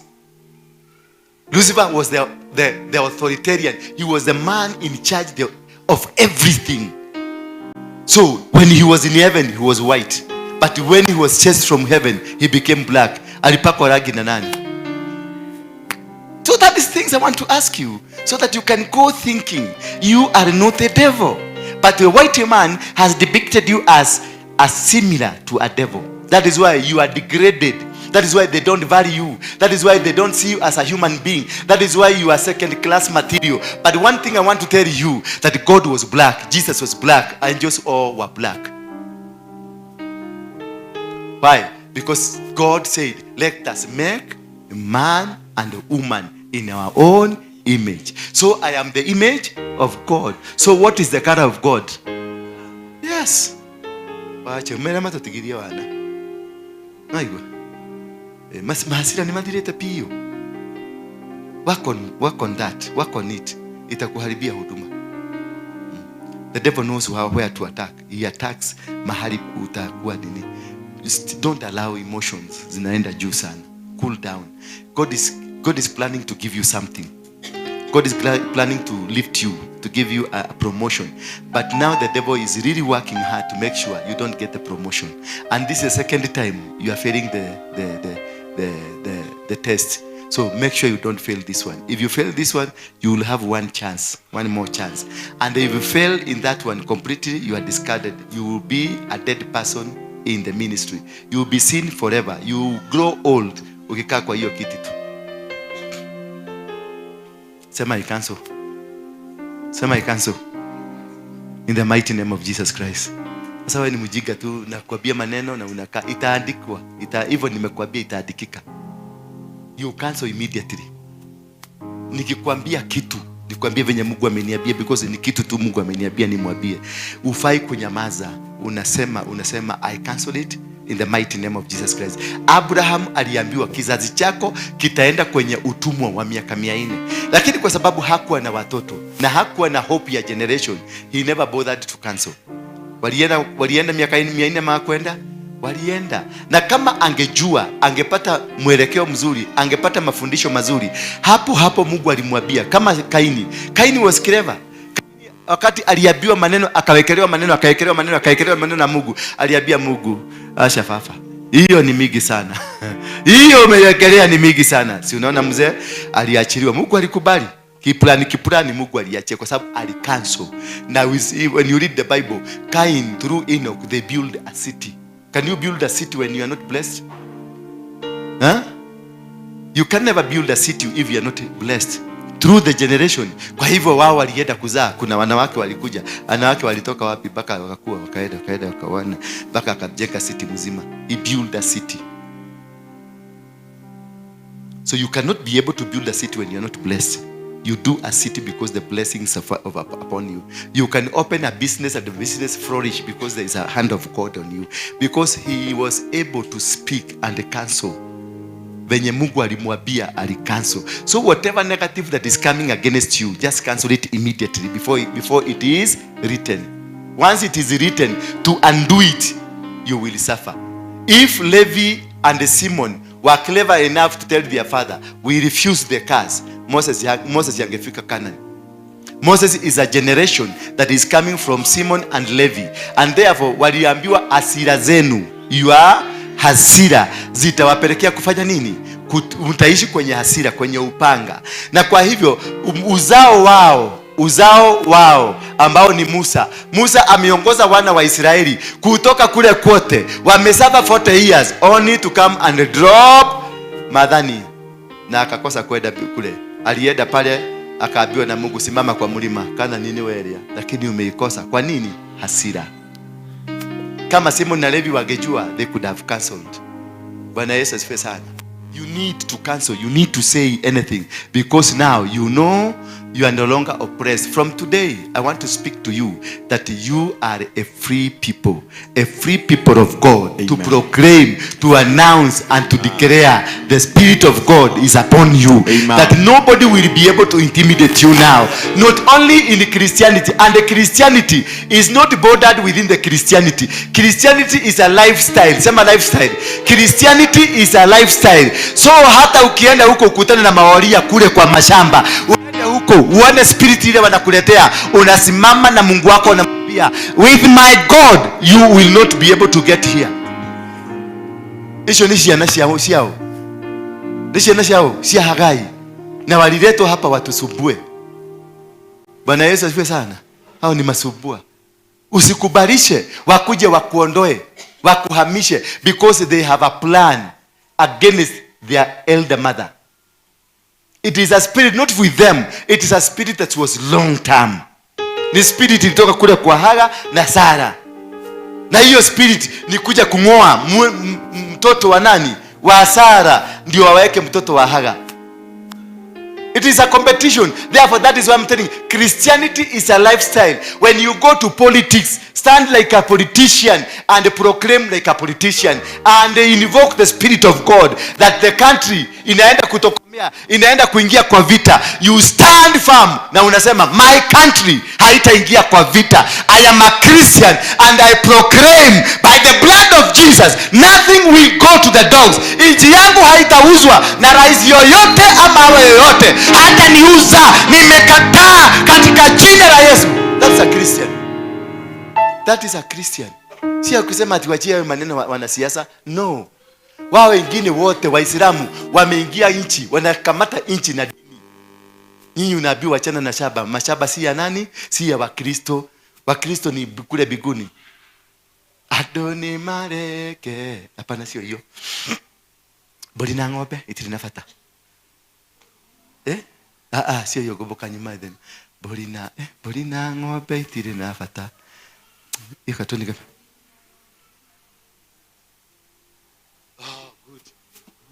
Bori na ng'ombe na mbia itire na bata, kĩrĩa kĩna bata no riri wa Jesu.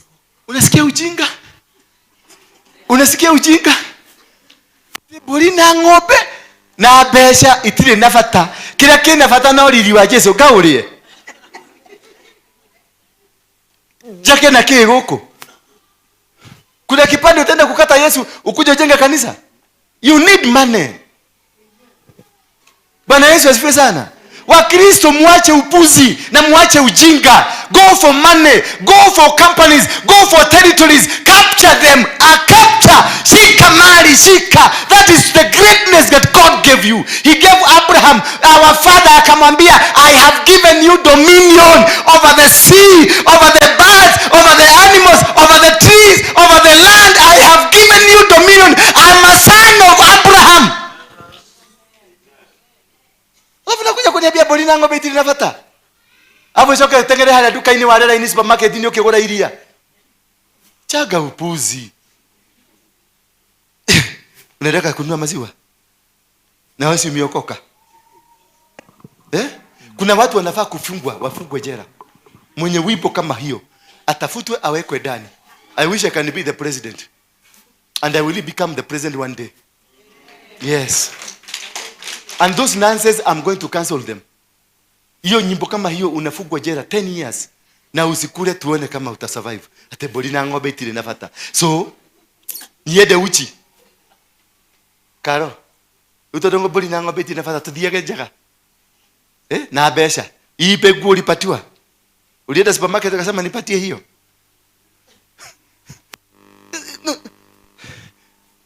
We must stop being oppressed by anybody at whatever cost. Bwana asifiwe sana. If you go to Spain, a place called Malaga, or Spain, the whole of Spain was previously occupied by the Muslims. But they did a revolution. Na wakatwanga Waislamu wakawangoa, waliteremshwa mpaka Turkey. Huko ndio utakuta Waislamu. But if you go to the whole of Spain, the Catholic churches built there. Catholic ndio wamedominate. And I love Catholics because they have a belief of a king. Do you know why Catholics succeed? Because their belief.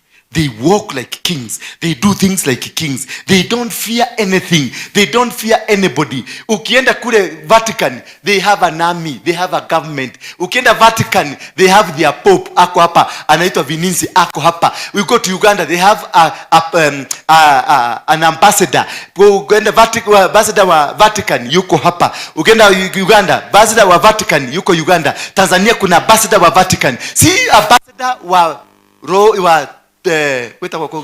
Italy.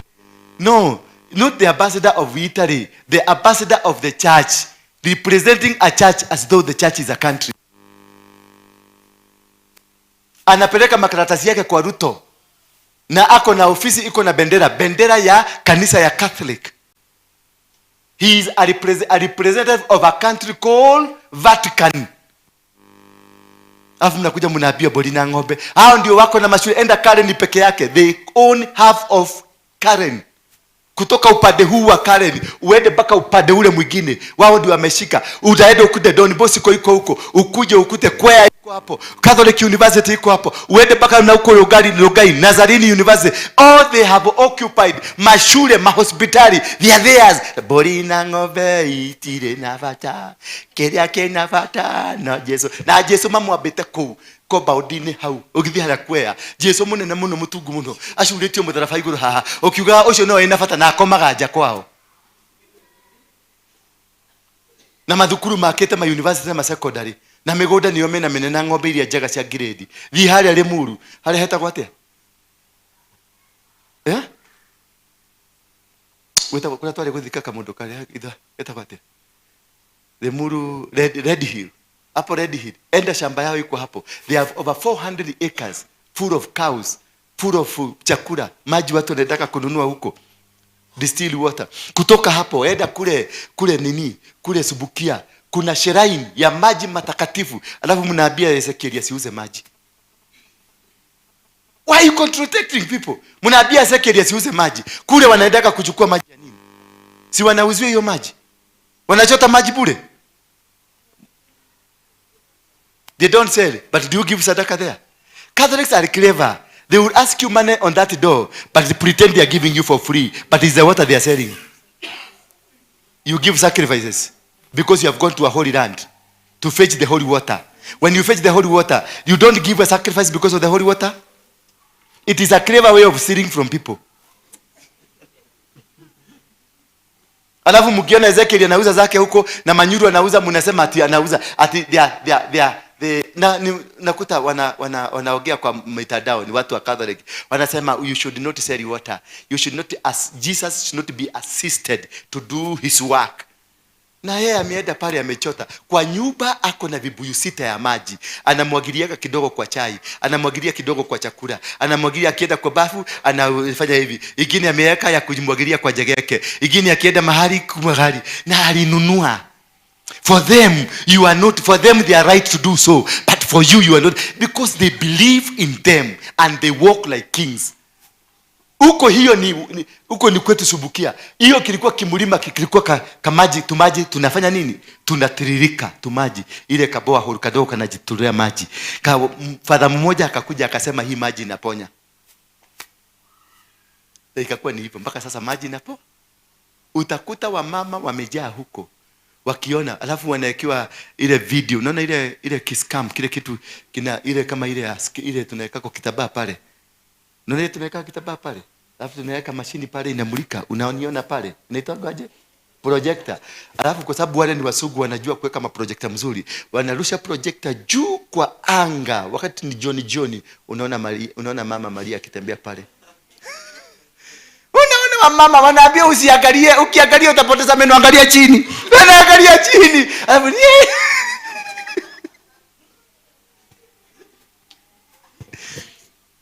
We were held captive to have a belief that does not take us anywhere. That is why we are suffering. That is why nikiongea kama pastor, nitaambia naongea siasa. Christianity is a lifestyle. Niambie mwenzangu, Christianity is a lifestyle.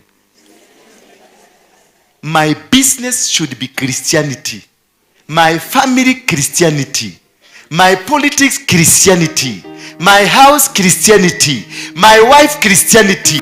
My children, Christianity. And Christianity not just by the name, but by the following of Jesus Christ. Otherwise, kama hakuna kitu kama hiyo, you are dead. Muslim, they live Islam, they sleep Islam, they walk Islam, they do Islam, they do politics Islam, they walk hata akienda kwa choo anaendaga na mkebe na maji, because ni dini imesema. Bwana Yesu asifiwe sana. Lakini wewe umekuja hapa umepubasa, umeambiwa nini? Umeambiwa ati kutoka leo ati ukiongea siasa usirudi kuongea siasa. Siasa si ya pulpit, siasa ni ya pulpit. Jesus was crucified on a treason. He was treason, nilikuwa treason. Na ndio maana ameandika kwenye msalaba, inri ate oyo niwe muthamaki wa Yahudi. Is that not treason? Moses was a politician. He liberated people from a king. Bwana Yesu asifiwe sana. Jesus liberated us from the kings, the Jews, wale ambao walikuwa Sadducees and the Pharisees. Ni wapi ilikuja kanisa ikatenganishwa na maisha yako? Christianity is not church on Sunday.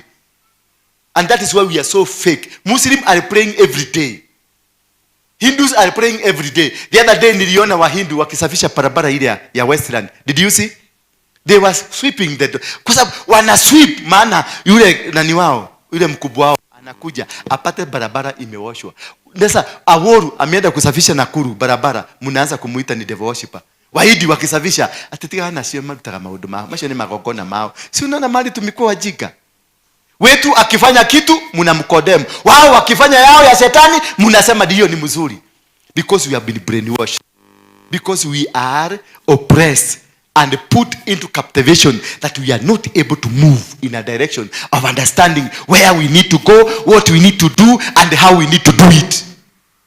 Ndio naona madhabahu ya kila aina tumeletewa. You cannot be able to say no to hiyo mzungu akikuja. Kama sasa mzungu akuja hapa, nitangaze kuna mzungu amekuja hapa kutoka Canada, kanisa hii itajaa.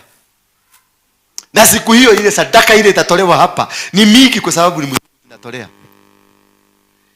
Bwana Yesu asifiwe sana. Nitaita mzungu wakati nitahitaji pesa mingi, nitaita mzungu. Najua hata beba, nitaambia Ani akae hapa na nitafute babarubaru wawili wa security. Msiende kufanya kama ule msee. Anaitangwa Shama. Shama alienda Jerumani. Pale tulikuwa tumeenda. Najua Shama anipendi. So alienda hapo Jerumani kwa mama mwingine alikuwa amealikwa. Sasa aliposimama kwa madhabahu, aliambia watu watoe sadaka. Unajua huko sadaka inatolewa inawekwa hapo, ndio mnagawana nini? Bills. Zinatolewa za bills za nini. Kwa sababu alikuwa anajua hivyo ndivyo kunaenda. Na ni last day alisimama hapa akasema, "Ulia ukwenda kurathimwo, okay haha." Wanakuja. Anasema lete sadaka. Anaweka kwa mfuko. Kilipoisha, jamaa akachomoka kauliza, "Taxi ni kile?" Akaenda kuhesabia kwa nyumba. Bwana Yesu asifiwe sana. Hallelujah. So my message today, I believe you are free. I believe ujinga imepunguka. Bwana Yesu asifiwe sana. Wangapi wanajihisi kwamba ujinga imeenda? Yes. Christianity is part of your life. Is part of what? Christianity is not Sunday. Christianity is not your pastor. Christianity is not your bishop. Is not the apostle. Christianity is your life. And in your life, when you are doing business, employ Christianity. When you are walking, put Christianity. When you are sleeping, put Christianity. When you are going to do politics, speak Christianity, when you are speaking about your tribe Christianity, when you are doing anything on earth, do Christianity. Put Christianity as an anchor of your life, as a basement, a foundation that you are anchored on. Christianity, Jesus Christ, the blood of Jesus. That is all that can set you free. Usitishwe na mtu ati watakupeleka jela. Jela gani mpya? Hena jela market. Sini zile tunajua. Usitishwe. Lazima tuhubirie watu dunia mzima. Tuwaambie Christianity will win the battle, will conquer. But until you make Christianity a lifestyle, not a Sunday service. Most of us here are here because sababu ni Sunday. Nikiwaambia mkuje hapa Ranja hawa hamukuji. Kama shikona kwambia nasikia niko na homa ya masikio. Make it a habit of worshiping God throughout your life. Make it a habit of involving God. Any politician akiongea kama ni Raila anaongea, ukiona aongei uChristianity, you got the tongue. Unamrekebishia hapo tu kwa TV yako. Bwana Yesu asifiwe sana. Ruto akienda Amerika, isemekane anaenda kutuuza na usensi kabisa umeona ameenda kufanya hiyo maneno, you got the tongue. Tikuwe gatele ule ni mwana na modo ule atatwarithia. Ruto akiongeza uchumi, akiongeza nini? Inaitwa nini? Taxes zipande, na unaona kweli si za kweli. Unajua wengine hata muelewi. Mnasema tu taxes si mzuri, na ukiulizwa ni gani mbaya, hakuna kitu unajua. Because you just mnangojea kusikiliza walevi, wanasiasa walevi wanaenda kusema hiyo taxi si mzuri, hiyo taxi inaenda, hiyo haijakuwa. Haujasoma, mmekuwa kama wale watu wa Raila, wale wanasomea yako na Raila. Call you mmesoma, call an expert, call a lawyer mwenye anajua mambo ya sheria, call an economist, mnamuuliza ni nini hii kitu wanasema, one man, one shilling, one vote, ni nini, how is it affecting? Unamuuliza hii levy inaitwa nini? Tuko na watu wa KRA hapa, waite kado muananulia gachai, unamuuliza niki murenda gutwika huu, niki giratuma mutu twarithio huu. Nasikia sasa mtu kuendesha Range Rover utakuwa ukitoa shilingi 1500 kila mwaka. Sasa mimi sijasikia, lakini nasikia watu wakisema na hawana hata gari. Wacha Range Rover, hawana hata gari. Sasa mimi ndio nafaa kutafuta. Bwana Yesu asifiwe sana. Ama yule mtu wako nayo nielewe. Before you start speaking, elewa what you are talking about. Uliza mtu wa supermarket kwambie, hii vitu vinasemekana vitatu affect namna gani? Maana anaweza kuwa ako na kamuelewa kanini. Uliza mtu amesoma hako mbele kidogo. Soma magazeti, ingia kwa internet, wacha kuangalia TikTok. Ingia kwa nini, use internet properly. Christianity, watu wengine nasema ati internet TikTok ibaniwe. Ibaniwe kwa nini? Ati watoto huko wameagana huko no waganu mudhari. Ya nini? Ati baka huyu Kanyare ameingia huko ni waganu mudhari. Ujinga, wacha tuacheni ujinga. Nyinyi vamieni hiyo TikTok. Wao si kulipo walilipo kuingia, wao wali create content wakaingia. Kwa Kristo, create your content, get into hiyo TikTok. Overpower them. We don't run away, we overpower them. We don't run away from realities, we conquer them. We are conquerors. We are more than conquerors. Hizi kukapa mazitu ya rarati mmekujwa mpaka mume katika kwa leo. Roga mai na magoro macio mai. Jigwa ashube wa bataro wale mu.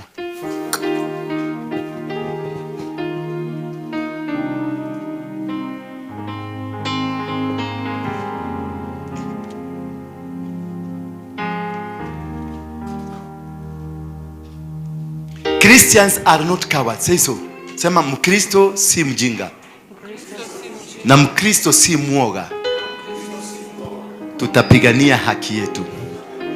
Our Jesus will lead us. My Yeshua, sema Yeshua, Hamashiach will lead me. He said that whatever you shall ask in his name will come to pass.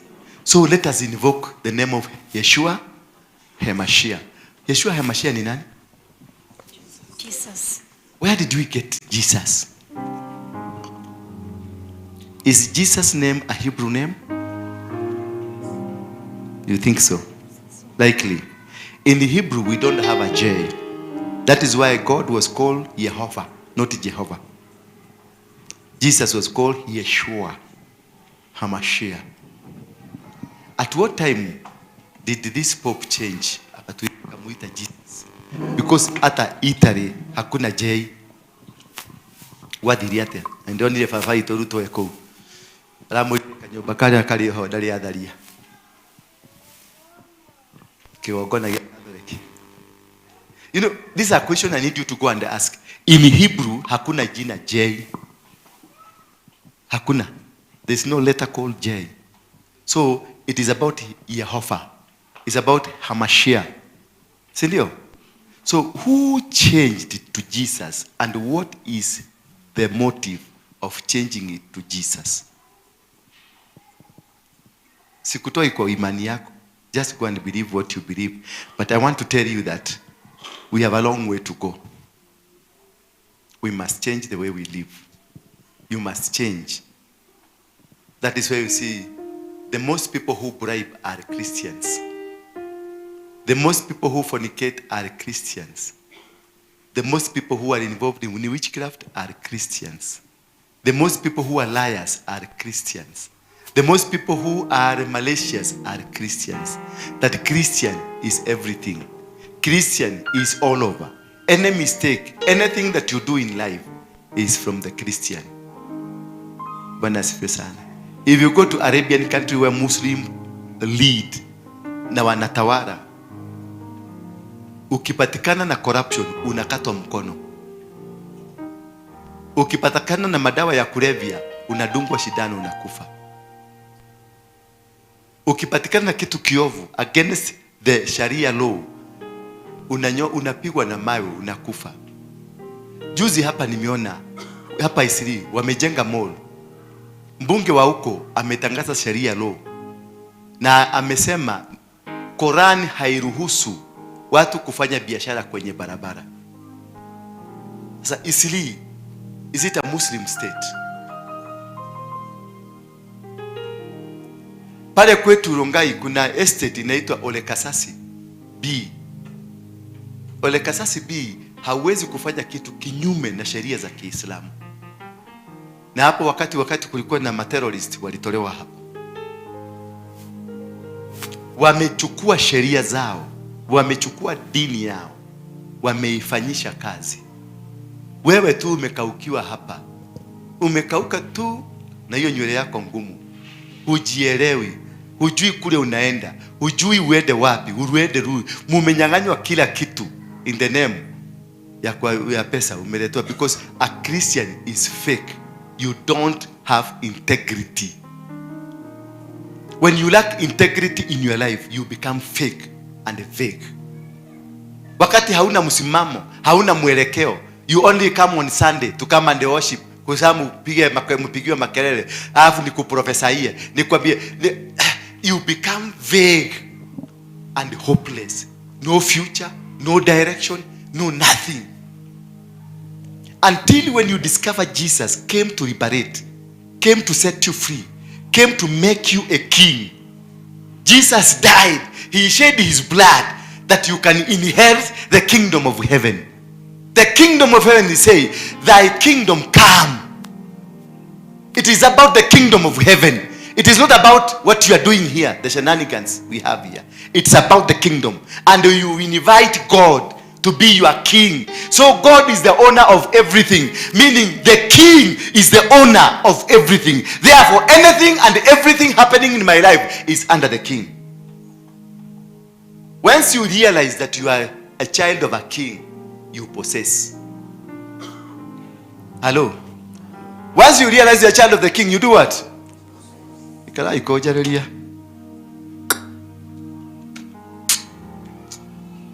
Unangoja nani?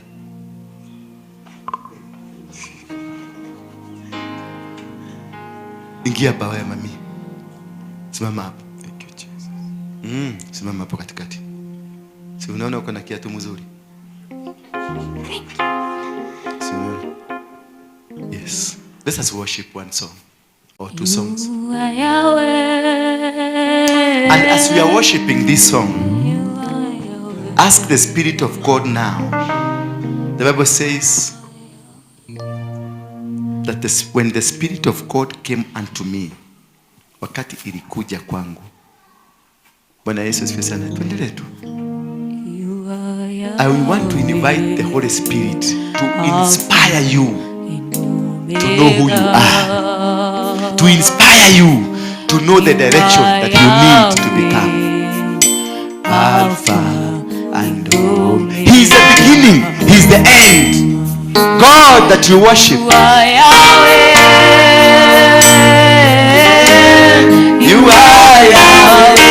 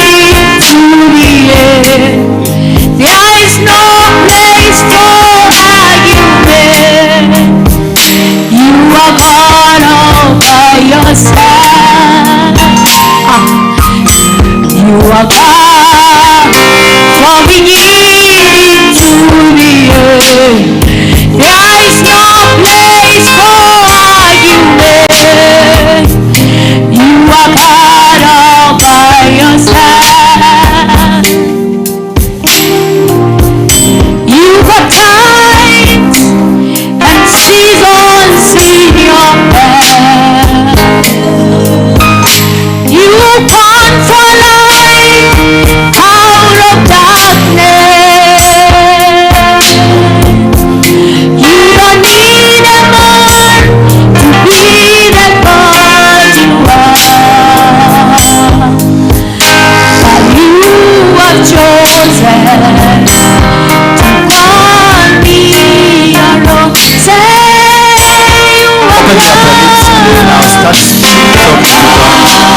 Fungua kinywa chako uanze kuomba.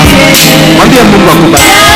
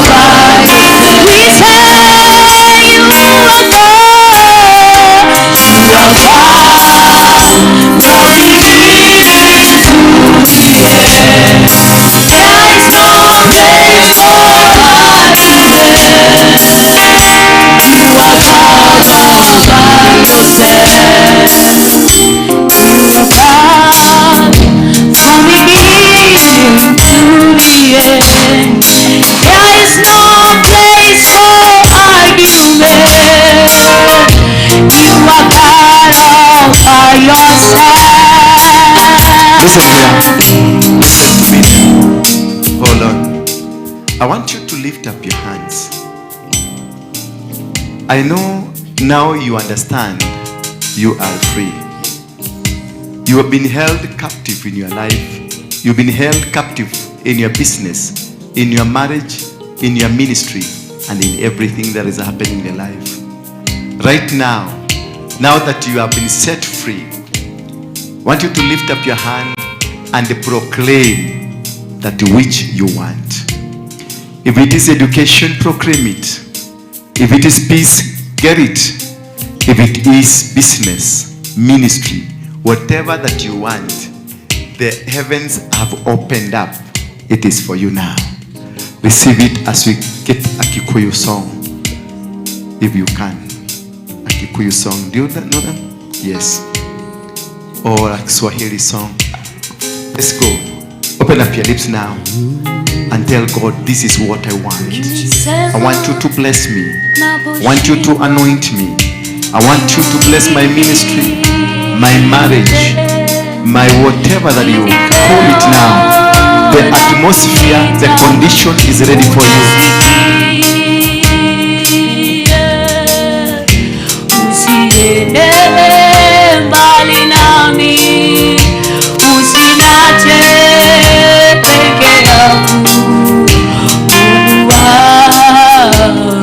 Fungua kinywa chako, tuendelea kuomba. Pasa sauti zako kama utaweza. Ongea jinsi unataka kuongea. Ongea whatever you want. Ask it shall be given to you. The Bible says, ask for it, it shall be given to you. It is given now.